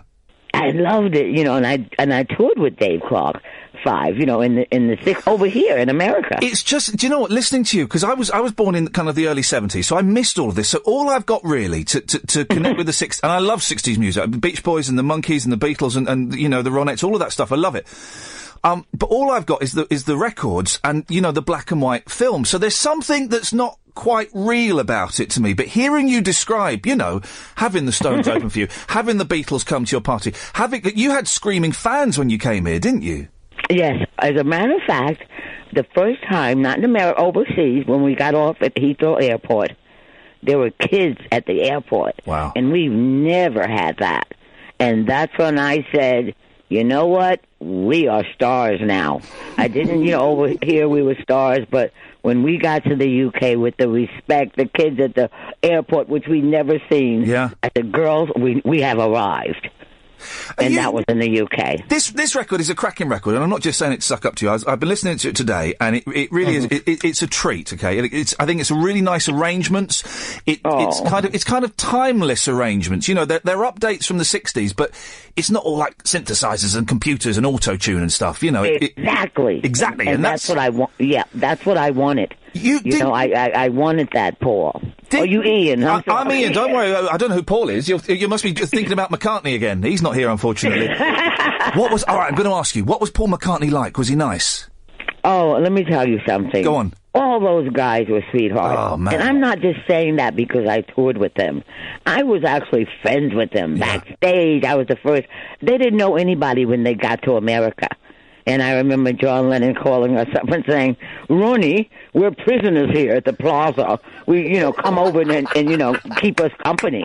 And they were prisoners. Yeah. They couldn't walk out of their hotel room. And what I did, I took them to Spanish Harlem, and we sneaked out of the hotel, and they were up there, and we had barbecue and spare ribs and chicken. Nobody even noticed them because they thought they were just a bunch of Spanish dorks in the neighborhood. So they loved that because nobody came over for their autograph. They were so big. But up in Spanish Harlem, no one bothered them. They listened to the jukebox. They ate. And people were just eating their food, too. They weren't paying them any attention, and they'd love that. You're coming over in May over here. What? Yes. Why do you still do it, Ronnie? Because I'd imagine, you know, I'm not saying I don't know what your financial status is, but I'd imagine you're comfortable enough. You don't have to do this. Why are you doing a CD? Why are you doing a tour still? Because I love it. Really? I love it so much, you know, and I am comfortable financially, but that doesn't. What do you do after you have finance? Just sit back? Yeah, sit back and put your feet up, watch the telly, and read a good book. I love what I do. That's the most important thing. Yeah. When you have money and stuff, you do it for the love of it.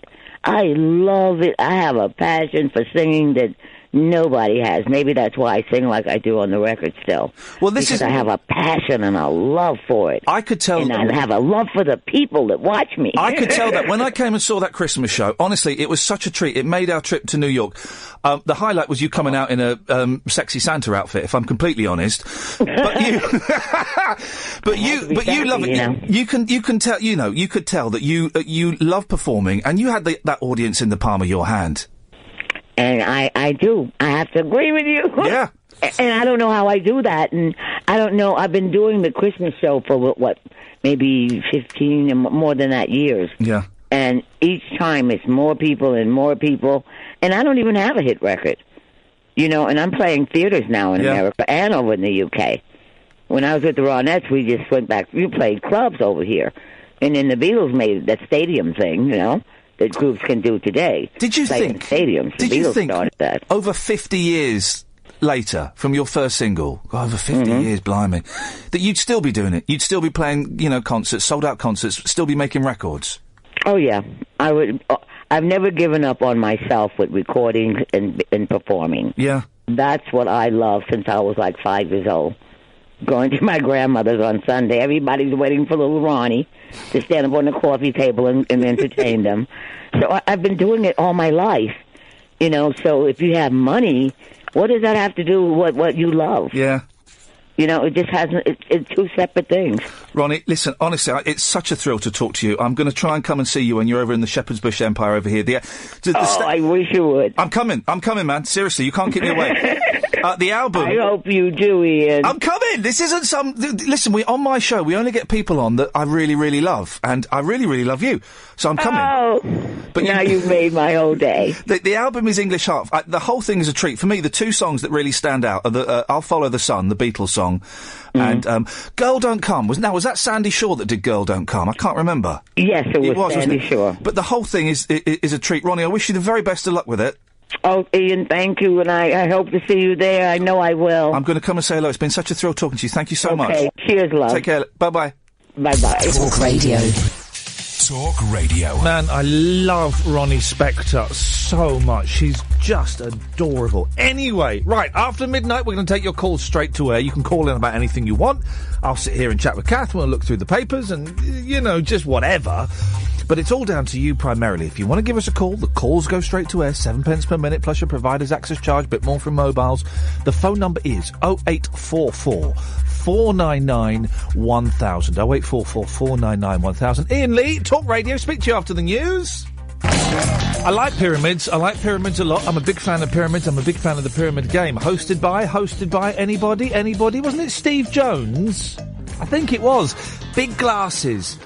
The big kind of glasses, big glasses. I was going to say that my Aunt Hazel wore, but you probably don't know her, so the odds of you recognising that description, pretty slim. Pyramid game, Steve Jones, can't remember how it was played. 0844 499 1000 if you want to remind me. But they want to find out, how long ago was Tutankhamun's pyramid opened? I'm going to say 1908. I'm going to say 1908. So over 100 years ago, right? And they still don't know whether... Catherine, when was Tutankhamun's pyramid opened? Oh, it was like 19... I'm going to say 1908. Something like that. They're always exploring. Was it not like 1918 or something? No. 1908? Yeah. I'm going to say that. And they're only now just wondering if there's like a secret compartment behind the main thing. Well, why don't you just drill a hole in it? No, you go in there with a sledgehammer, have a little and bang. Well, you don't want to be going around with a sledgehammer. Well, what you do is you knock on the... Because you've got swinging axes and flaming torches. You knock on the wall, you go... OK, solid. Solid. Hollow. Quick, get in there. It's not chipboard. No, but you can tell. Line 1, you're on the wireless. What would you do with Tutankhamun's tomb? Here we go, Banana Bunch! Oh, this is a great song. B is for banana. In the morning, I have one in the night. Share some with your best friend. That'll make you feel alright. It's a great song. Bananas are so healthy. Bananas are so fine. B is for banana. Thank you very much for that line. Thank you for that line. Well, we'll play that in its entirety in a little bit. It is a brilliant song. And it's true. B is for banana. Is for banana. What are the lyrics? B is for banana. Turn it to Havana. I tell you, let's find out what the lyrics are, shall we? Hang on a second. Here we go, banana buns. Oh, you can have one in the morning. The video's irrelevant. Don't night. Share some with your best friend. That'll make you feel alright. But the thing is, it's like a song to get kids to eat bananas, right? But it's a brilliant song. Here we go. B is for banana. Costa Rica to Savannah. Ecuador to Montana. From Latin America to your hometown. Sweet to your taste, a smile on your face. It's a great way to start your by the day. B's for banana.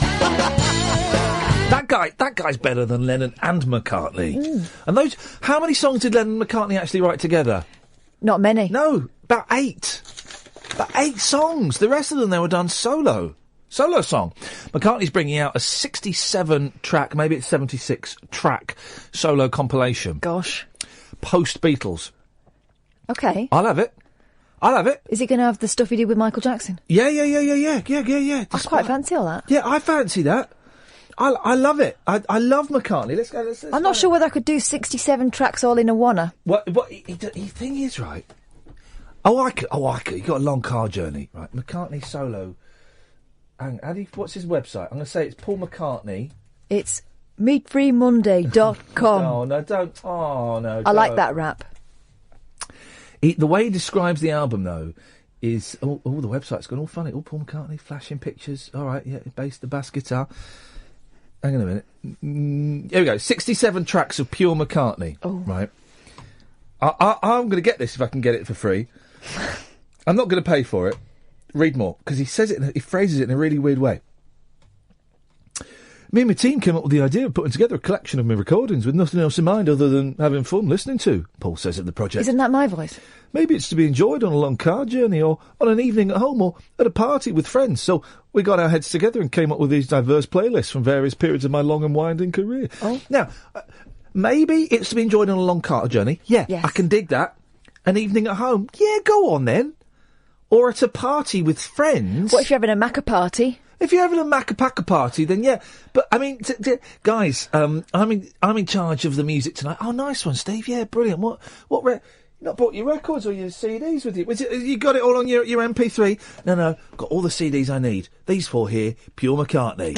We're having a pure McCartney party. McCartney party? A McCartney party. Yes, line 1. Hello. Good morning, Ian. Good morning, Vietnam. Hello, Den. Yes. The chap who discovered Tutankhamun was a fellow called Carter. Howard, yes. And considering the size of the blocks with which the pyramid is built, you're not going to do it with your 60 pence screwdriver. He's got to be echo sounding to find out how thick they are to start with. Just bang it with a sledgie. That's all you got to do. Get in there with a pneumatic. No. You wouldn't. No, some of these blocks are 4 to 5 foot thick. No, mate. Yes, they did. They built the pyramid out of those sort of things, huge blocks. But apart from that, Carter died not long after he found this, and it became a. Hang on a minute, Dennis! I'm just trying to find out. Hang on. Go on, Dennis. What are you saying? Hang on, fella. Hang on, buddy. Just trying to. We're getting there. Hang on. Here we go.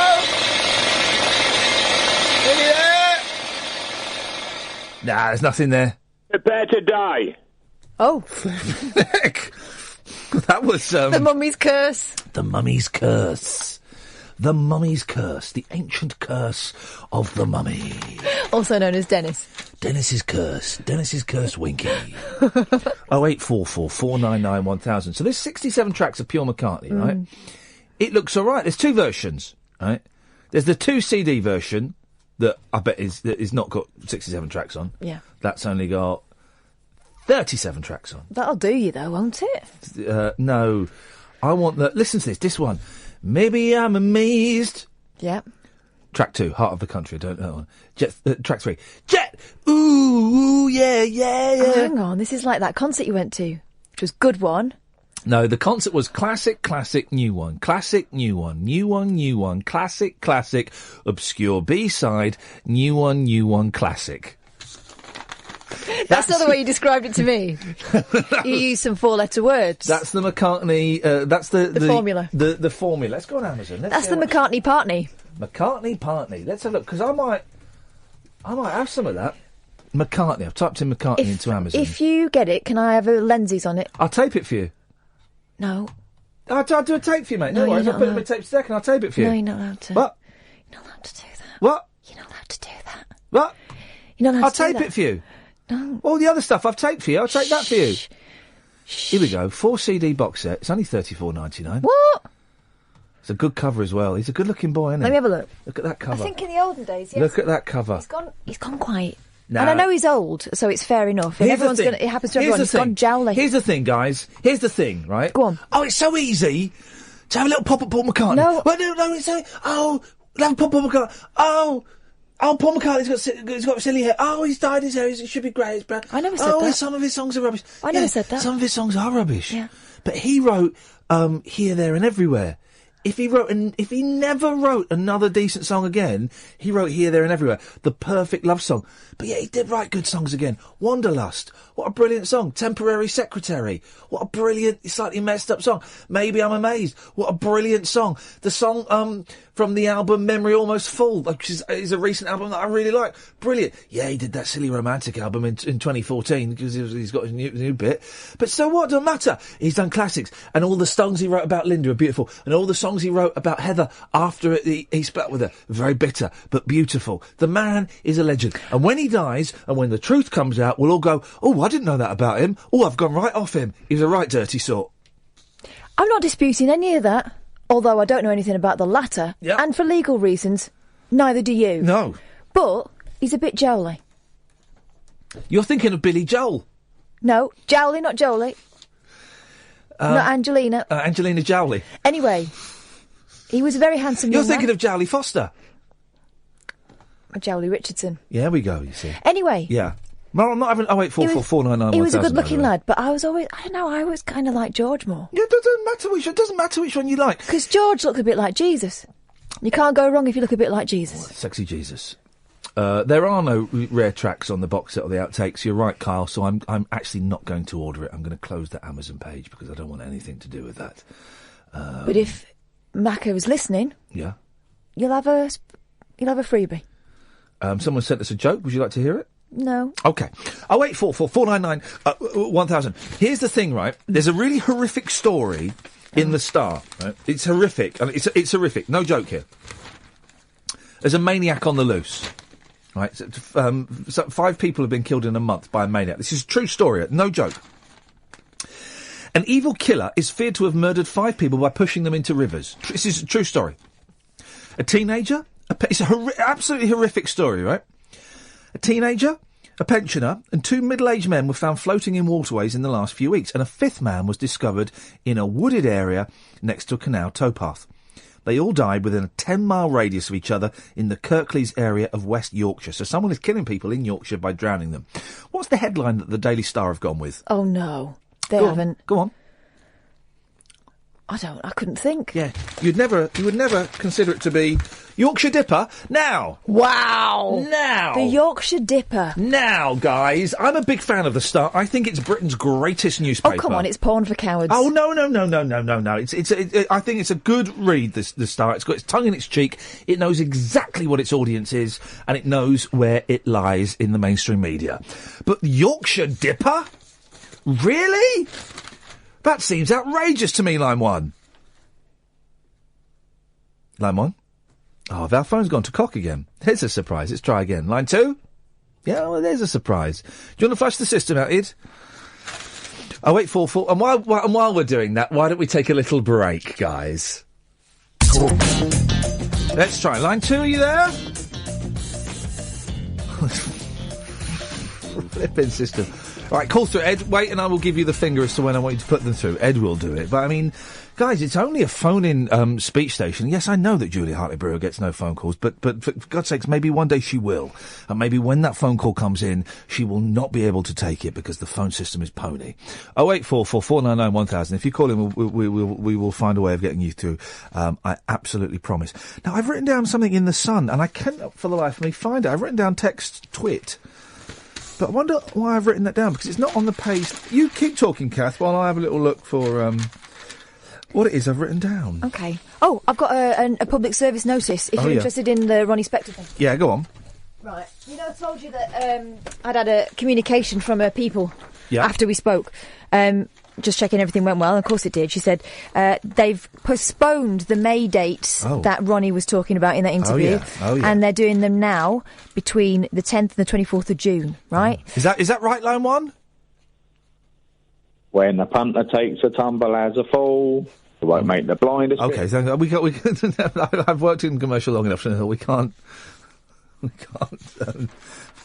dwell on the adverts that pay my wages and feed my children. So thank you for that, line one. Yes, go on. Anyway, Continue, 10th to 24th of June. Right, so Friday the May 13th should be in Basingstoke. If you're in that area, go and see her. No, she won't be.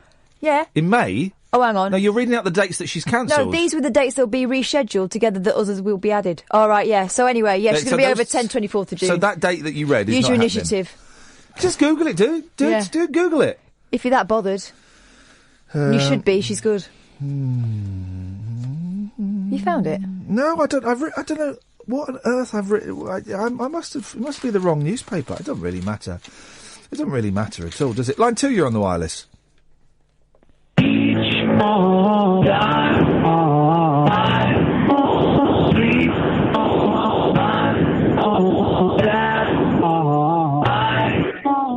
Will be replaced by somebody else. Every morning, exactly like me, going around, drinking all my drinks, kissing my wife, thinking what I think, making you resemble but each time I get up in the morning, I'm glad. They Might Be Giants. I can't work out what song. They Might Be Giants. We'll get the two Johns on. We'll get the two Johns on. Ask the two Johns if they want to come on. The two Johns? From They Might Be Giants. They'll come on. John and John. OK. John and John. We'll get them on. Here's one of these stories. 0844 499 1000 is the telephone number if you want to give us a call. Hang on a second. Yes, line 6. Hello. Hello, Rob. Hello. How are we? Good. Are you good? I am good. Can I just say hello to Geeky Girl? She's not had a good day, so hello. Here's the thing. Here's another flaw with this phone box system. If I can get another thing to be passed on, it's not telling us. It's not. No, I'm not talking to you now. It's not telling me who's calling in, right? Because it's telling me that somebody else is calling in, and it's not. It's tricking. Yeah. It's so basically the whole phone box system doesn't work at all. It doesn't. It don't work, Rob. It doesn't work. And do you know who I blame? Me? Yes, partly you, but I also blame TalkSport. The TalkSport. This is absolutely true, right? The TalkSport lot hate us. I bet it'll be Goldstein. No, I bet it's Brazil. Well, Brazil hates us. Brazil hates us, right? Brazil hates us, and I hate Brazil and their child labour laws. But Brazil hates us, and I bet he is spearheading a campaign to sabotage this show, the prime show, and then it infects all the rest of the shows. Do you think he's got the technology? I think he's got the wherewithal. He's got the fury. He's furious. He's got the sports knowledge. I kind of see it a bit like he's Val Kilmer in Top Gun. He's used to being the big dog. Iceman. No. And you're Tom Cruise. Hang on a second. Line 6. Catherine Goose. Line 6, you're on the wireless. Is not in question. Line 6? Bongos. Oh. Who's that? Line 6. Oh, that's not. No, that's not working. No. Who said bongos? Did you say bongos, Rob? Bongos? Right, wow, okay. That's a key word again. I'm going to have to... Okay. What have you called in for, boss? I've got 3 things. You can have one of them. Let's go for number 2. We can't. Okay, that's new material. Yes? Oh, blimey, okay, so, wow. You know, for years, yep. we went with Ryan Reynolds. Got a bit tiresome. Well, it got tiresome from the third time you did it, mate. Once had someone shout at me on the train. Still don't know who did it to this day. That was weird. I once got on the London Underground, right? The Underground. And as I sat down on the tube, there was an announcement that came over. The next station is closed. Oh. Which is not. What did they say? Which is not a very shindiggerous thing to happen. Now, Shindiggery was a podcast that I did. The driver saw me get on. He was a fan of mine, and he made a special secret announcement. Isn't that right, Line 6? I don't know. I didn't hear what you said because I was on the phone. Okay, well, why don't you talk to Rob? Rob. All right, mate. It's Jamie from Croydon. How are you doing? Jamie, how are you doing, Charlie? All right? I'm really right, good, mate. Yeah, what's your name? Like? Tom Cruise. Hey? Hey? You go first. Oh, I didn't hear what you said. I said, how's your day been? First. Yeah, it's all right. It's all right. Busy. You called Iain Lee Tom Cruise. Well, what I was trying to say was, like, Brazil's like Val Kilmer, yeah? He's like Big Dog with sunglasses on. And then Ian's come in and he... Probably about, yeah, that's a fair point. Who do you think? And then Tom Cruise is like, come in, that's Iain Lee. Loose, I squint. Bad lookalike. One that you'd get in a local pub on a Saturday night, come and get your photo taken. And then I'm saying Catherine's goose. Yeah. No. So that makes me or you Kelly McGuinness, I think. If you're Kelly McGuinness, then you've got to start inboxing me a bit more on Twitter. Now, one of us, we've got to put a leather jacket on and try and bring him away from the volleyball game. Who looks better in a bra? Oh, look, Vinny. It'd be me, innit? Vinny in a bra. That's slightly disturbing. What's the best thing that's happened to you today, anyway? Vinny in a bra. What's happened to me today? Finally speaking to you, Rob.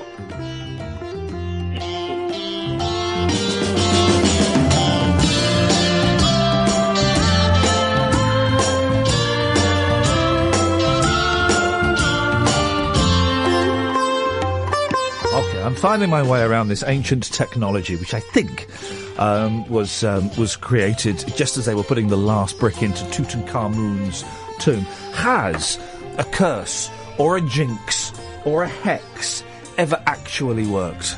What's the curse of Tutankhamun? Well, everyone that dug it open died. Well, yeah, because it was over 100 years ago. Yeah, and people are still going to die after the opening of that. It's like the curse of Poltergeist. Everyone's dead. Well, it was an old film. It's an old film. People die. That's what happens, man. So, the curse of Strictly. Well, that is what happens when you put fit, horny young people together in intimate contact. I've done ballroom dancing. Oh, yeah? Came second. Who came first? Bit rude of him. Anyway, the curse didn't strike with me because my partner was gay. Yeah. That's the only safe way. That's what he said. That's what he said. You do have to press against each other very hard.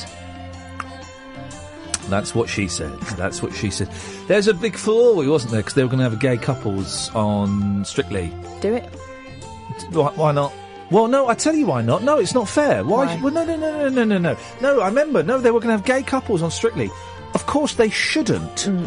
Because it's an unfair advantage. Is it? The ballroom dancing is, one is the muscular man and one is the woman, the slight svelte woman, okay? You can't have two muscular men or two slightly svelte women. I think they would be at a disadvantage. Exactly. But if they want to do it...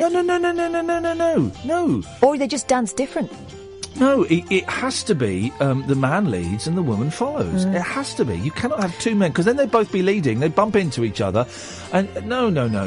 I always feel sorry for the men, because they actually work really hard, and they're the ones that make the women look good. Well, the women are just peacocking. The male dancers are very, very hard. They are very hard. Yeah. But no, if I saw a gay couple on the dance floor, I'd have to pull them off. What? I would have no bones about it. I would pull them both off. What, you'd go on there in the middle of the music? I would not. I just think it's cheating, all right, to have two male gay dancers ballroom dancing, and I would go up to them and I'd say, I'm not having this, and I'd pull them both off immediately. How do you think they'd feel about that? Well, I'm sure... They'd think it was hard. Well, it would be hard on them. I would be very hard on them. Seriously, I'm not allowing that. It's inappropriate. It's cheating. Off! Come on, both of you. I'm having you off. And then this would play, and I'd look into their eyes and go, oh, but you're so beautiful. 0844 499 1000 is the phone number. Let's have a break. Here's one of these stupid things that is only used to fill space in newspapers and fill time on radio shows like this. Let's have it. Sorry, pet. OK, here's the headline. What's the story, Morning Glory? Sorry, hang on, we can do that. I've still got that somewhere. Hang on a minute. Music, if I go to music, here we go. Why are you not playing? Oh, no, I've got... Oh, it's a mash-up. No, that's not it. Hang on a minute. Oh, dear. I've got it. No. Hang on a minute. A message from Mr. Tony Blackburn. Yeah, No. yeah. I check my road. Nope, hang on. You can hear what we say on LBC 97.3, and now you can read it too, with our new series of books from LBC presenters. I'm Steve Allen, and in my book you can read about Britain's most... Hang on a second. No, okay. Line one.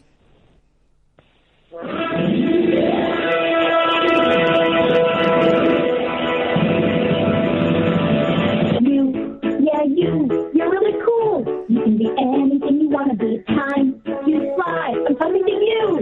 No, I'll go up and you'll listen. Move forward, spin around. Hang in there while you're doing it. And sail into the sunset, baby. Dream your dream into the sky. It's a good song, that. And do you know? Did I ever play you the Mr. T song, Treat Your Mother Right? Yes. Yeah, it reminds me of that. It's that kind of upbeat... Who's that? I've got no idea. That's not T. I've got no idea who that is at all. It's but it reminds me of that uplifting message. Each, you've got to watch the finger. You've got to watch the finger. Line 2, you're on the wireless. Hello, Ian. Hello, mate. You're on the air.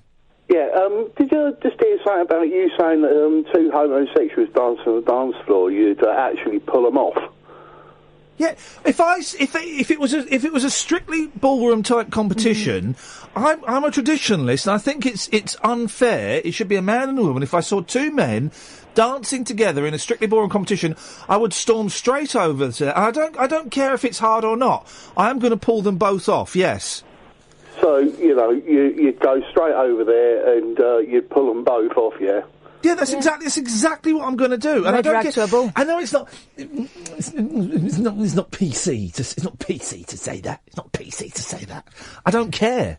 I do not care. I just think when you've got to follow the rules. I've never seen you. I mean, you're very strident and ardent about this. By the way, I think we've probably laboured that point enough. I know. He got it though. Let's try. No, that's not it. Hang on a second. No, I'm trying to find. What, I can't remember what I'm trying to find. Is this it? No. And if you play it fast and backwards, it sounds like this. Ooga zaga, ooga zaga, ooga zaga, ooga zaga. Yeah. I like to water, please. Okay. I can't remember what I'm looking for. Please. Music. I was looking for music. No. No. No.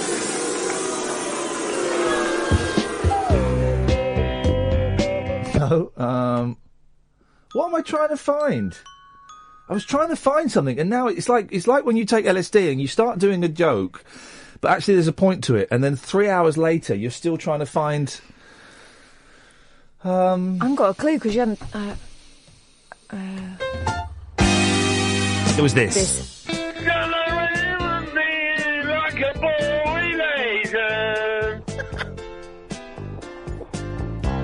Why be more done than the one occasion? I've got a good idea. Look to keep me near while we look at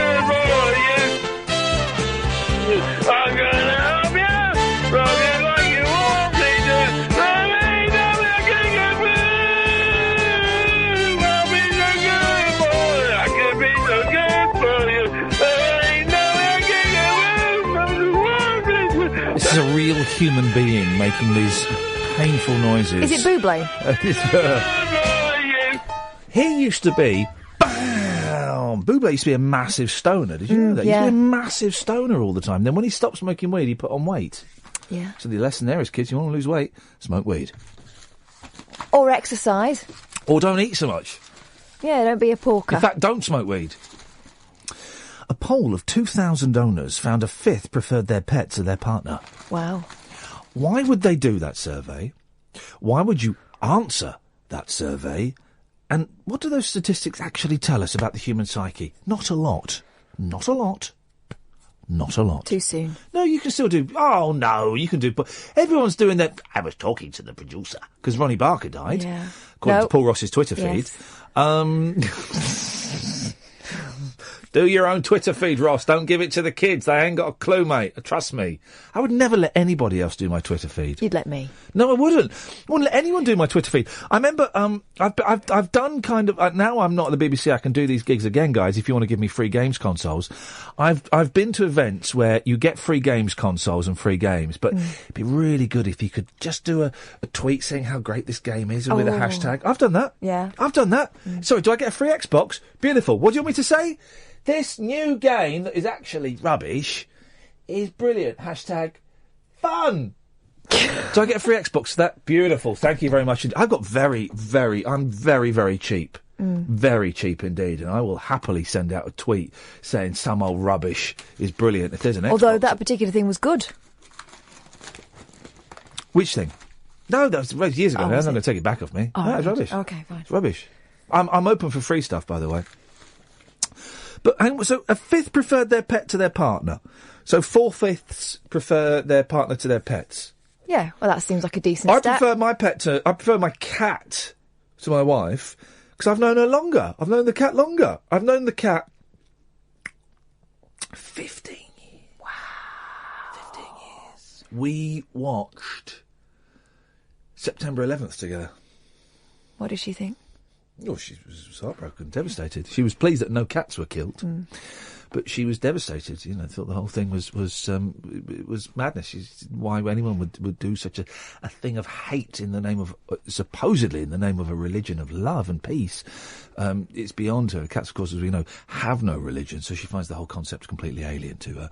But so I'm closer to the cat than I am to my wife and my children. The stick insects, I mean, those guys get on my nerves. The dog, flippin' heck. I mean, that was a mistake. 2 rabbits have died in my possession. Never got close to those guys, and the fish meant nothing. It's all about the cat. I have no pets. I'm just very, very lonely. Yeah, well, that makes sense. That makes sense. I can understand why. I mean, the kids are all right. He's all right. Yeah. But if only I had something, that was just mine. 08444. Will you have? 0844 499 1000 is the telephone number if you want to give us a call. You're more than welcome. I'm going to run this one past you. This is the Star Whisper in the Night and Day column. Day and Night, apologies. Sorry, what? The Star Whisper? Secret Whisper. In the Day and Night column. What? The Secret Whisper. Is that a thing? Yeah. In the Day and Night column, it's a secret. I've had a whisper. sly Twix, but never a secret whisper. No. It's a secret because George Michael got whisper all over his mouth. He was careless with his whisper. Well, now it probably wasn't a whisper. What's it?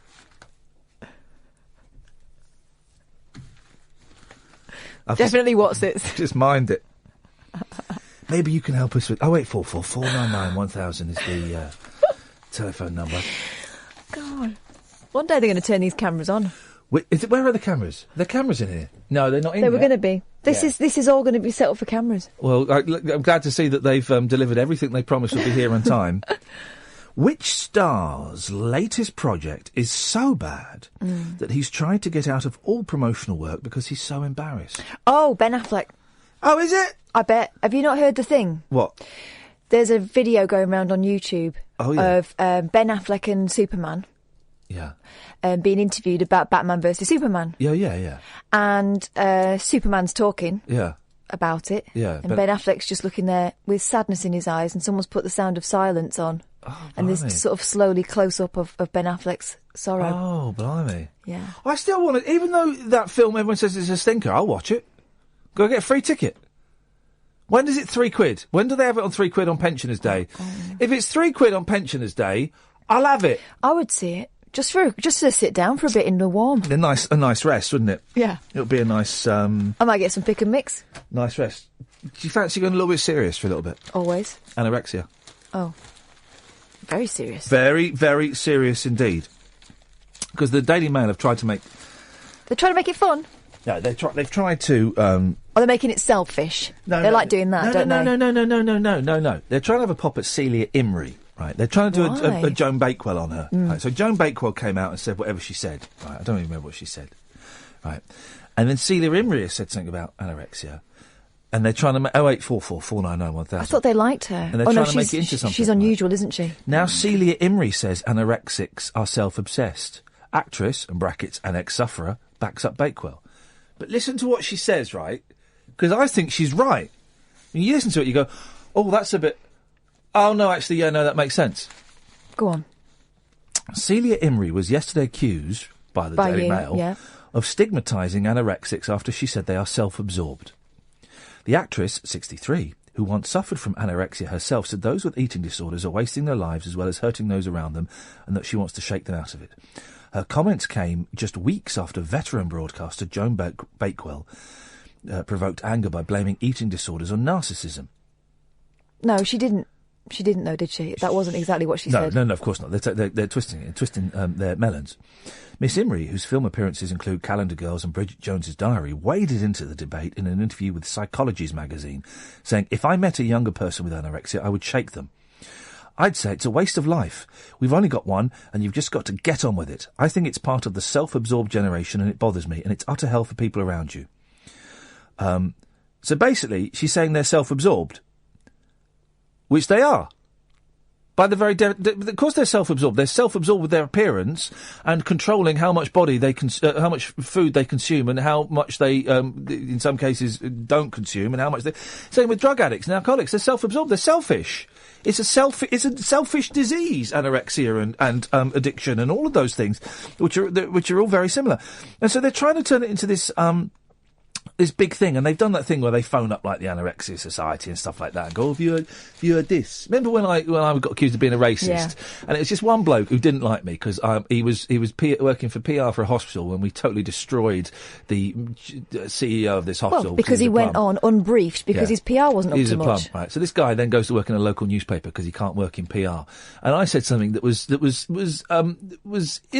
it wasn't even that inappropriate. I said something on radio and he thought, right, he jumped on it. We'll have this.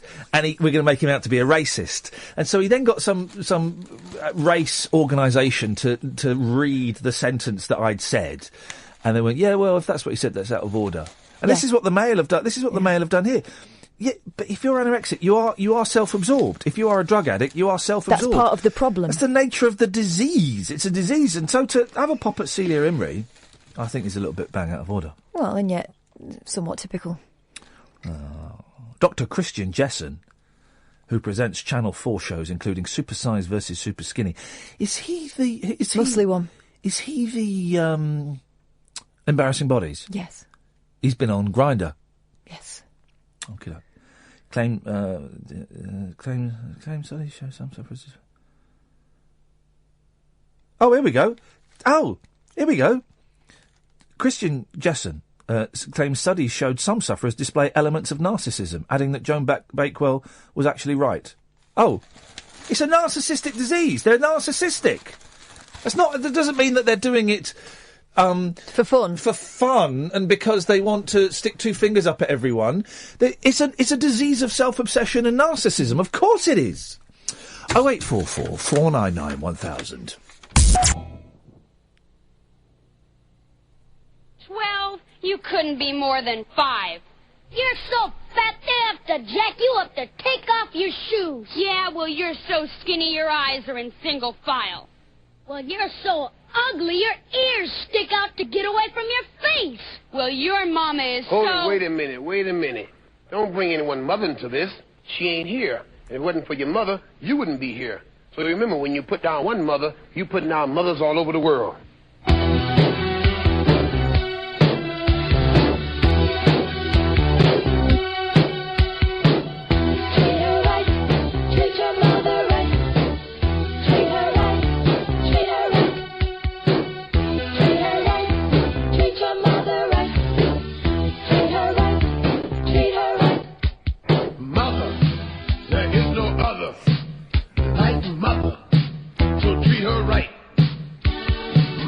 I disagree with the basic premise of this. I think if you're dissing one mother, you're not dissing everyone's mother. You're just dissing that person's mum. By dissing that person's mum, I'm not dissing mums in general.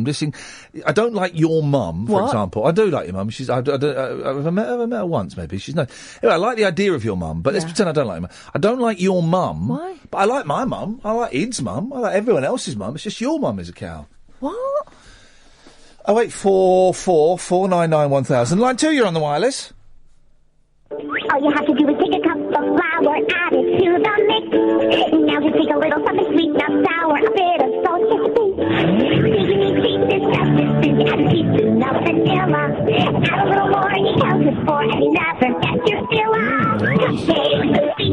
That's absolutely terrifying. I've got literally no idea what that is. And someone's got a collection of rubbish. I've got 2 little girls. That's a day in my life. So, a woman has been dared. This is an incredible story. A woman has been double dared to sleep with the most obnoxious men in the world. By whose definition? Well, because some women do that, they can't help picking them wrong. Her name is Wendy Deng.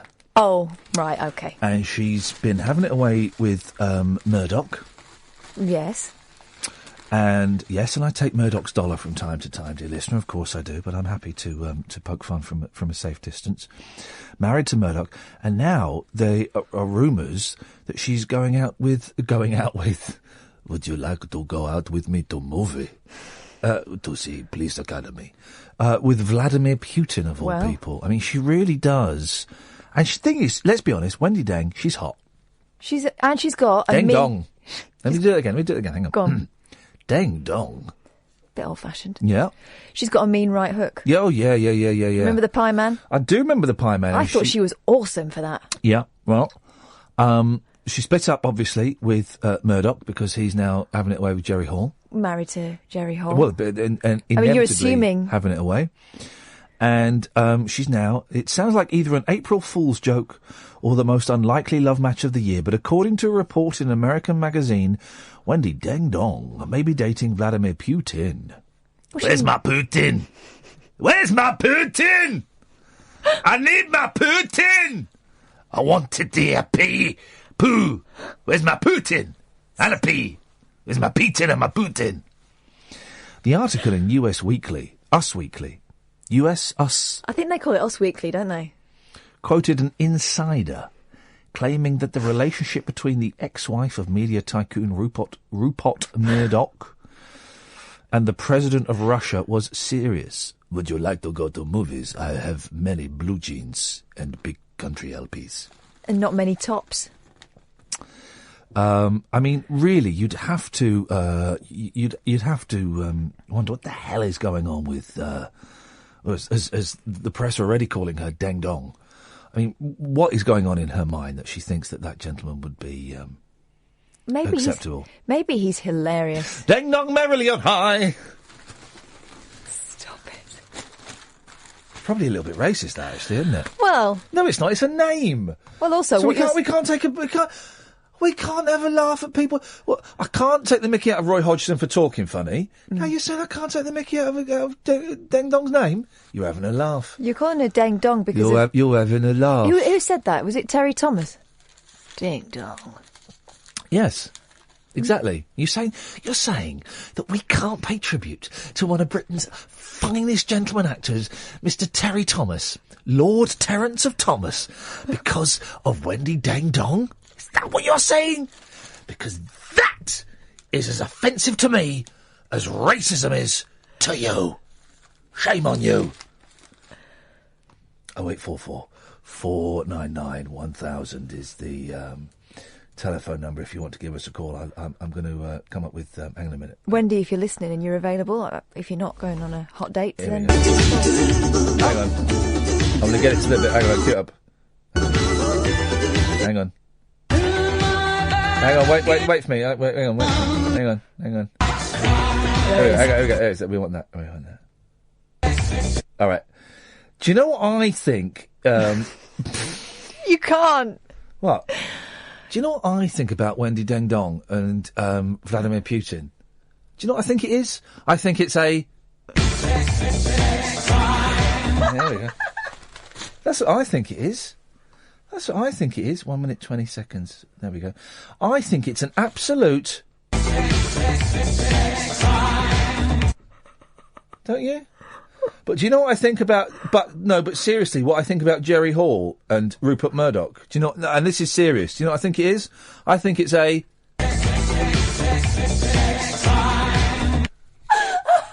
That's what I think it is. I think it might be love. Oh, hang on a minute. Oh, no. All right, hang on a minute. I can do this. I mean, why'd you have to sully everything with your Eurythmics allegations? This could be a case for Mulder and Sully. Hang on a second. What did you... Why'd you have to spoil it all? I mean, it's romantic. Hang on a minute. They're both in the autumn of their years. I can make this work, but it's really tricky because I'm doing it on videos from YouTube. Hello. Hang on. Home. Hang on a minute. Popping. Oh. Hang on. About you every night. Hang on a minute. Is it worth it? I think I know what you're trying to do. There we go. Right. Hang on a minute. So I think that Rupert Murdoch and Jerry Hall getting together. Do you know what I think it is? I think it's a... But what do you think it is, Kath? I think you're being unfair. I think, actually, it... It must be love. That was hard work, wasn't it? I've got 2 windows. That was excellent, on though. YouTube. It was excellent. That's how they used to do comedy bits in the 60s on radio. Is they'd have 2 windows open on YouTube. Now, of course, we'd have it on hotkeys. On what keys? Hotkeys. Yeah. But in those days, they'd have their laptop open. It'd be a bit bigger than this, a bit chunkier, because computer technology has got smaller. And they'd have one window with the Eurythmic Set Crime, one window with Madness, It Must Be Love, and they'd be going back and forth. We have it so much easier these days. We've had a little glimpse into the past there, a little glimpse into how Kenny Everett would have done it. And scene. Thank you very much indeed. 0844 499 1000 is the telephone number. I'm out of stories. Id, focus, thank you. Yes, line 2, you're on the wireless. I woke up this morning feeling fine. There's something special on my mind. Last night I met a new girl in the neighborhood. Whoa, yeah. Something tells me I'm into something. Something tells me I'm into something. She's the kind of girl who's not too shy, and I can tell I'm her kind of guy. She danced close to me like to hope she would. She danced with me like to hope she would. Something tells me I'm into something good. Something tells me I'm into something. Something tells me I'm into something. And it's if they ever make a film of the Wendy Deng story, that's the theme tune. That's the theme tune. What will they call it? Deng Dong. Okay, so let's cast Deng Dong merrily on high. I would have Catherine Zeta-Jones play her. Controversially. No, you can't do that. Why? You can't do that because of the furores that they've been recently. They've got Jimmy Krankie playing a Japanese woman in the Ab Fab movie. Yeah. So they were actually going to go and see who's going to plonk down $1 to go to the Ab Fab movie. Bearing in mind, I paid to go and watch Dad's Army. Probably you. If I'm stuck outside a cinema with 2 hours to kill, I hate Ab Fab. Oh, I used to like it. I'm so drunk. Oh, got any fags? Jiffy? Jiffy, got any fags? I'm going to get some booze. Yeah, and so on. But I do kind of love Jennifer Saunders, so I feel I like I want like to Jennifer support Saunders a lot. I think she's brilliant. But So- I think she's funny. Yeah. I like her. I read her book, it was really good. Anyway. So I'd have Catherine Zeta-Jones as Wendy Deng. No, you could have Lucy Liu. Well, line 2, line 2, who would you have as Wendy Deng?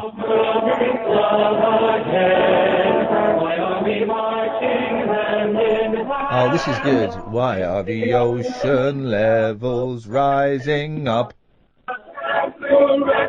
1990.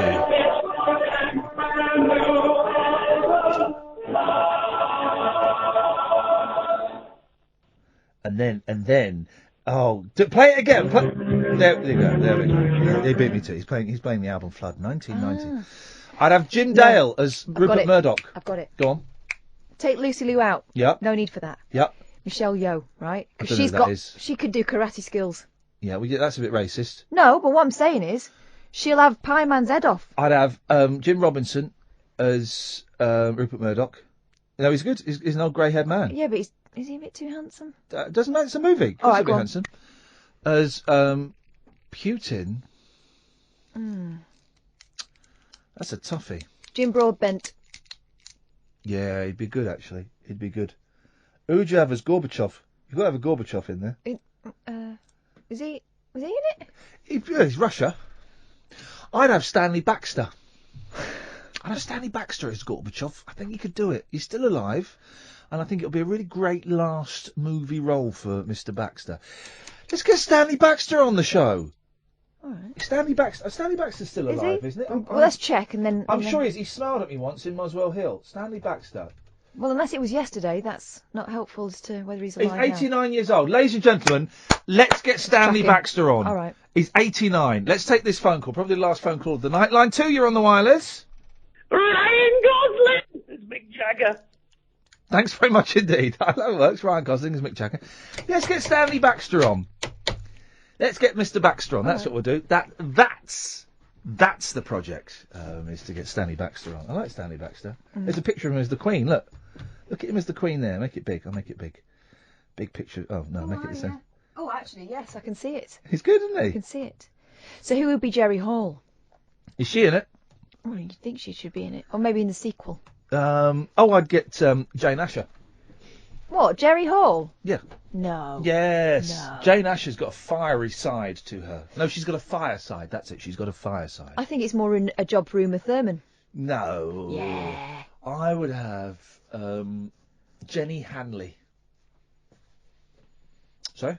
No. No, I would go for Jenny Hanley. We're literally just padding now. There's only another 30 seconds to go of this rubbish. And then, download the podcast, dear listener. If you go to iTunes, type in Iain Lee Talk Radio, it'll pop up. If you use your other podcast providers on Android and what have you, then do. There's a best of in, what time is that on? 6 o'clock this morning.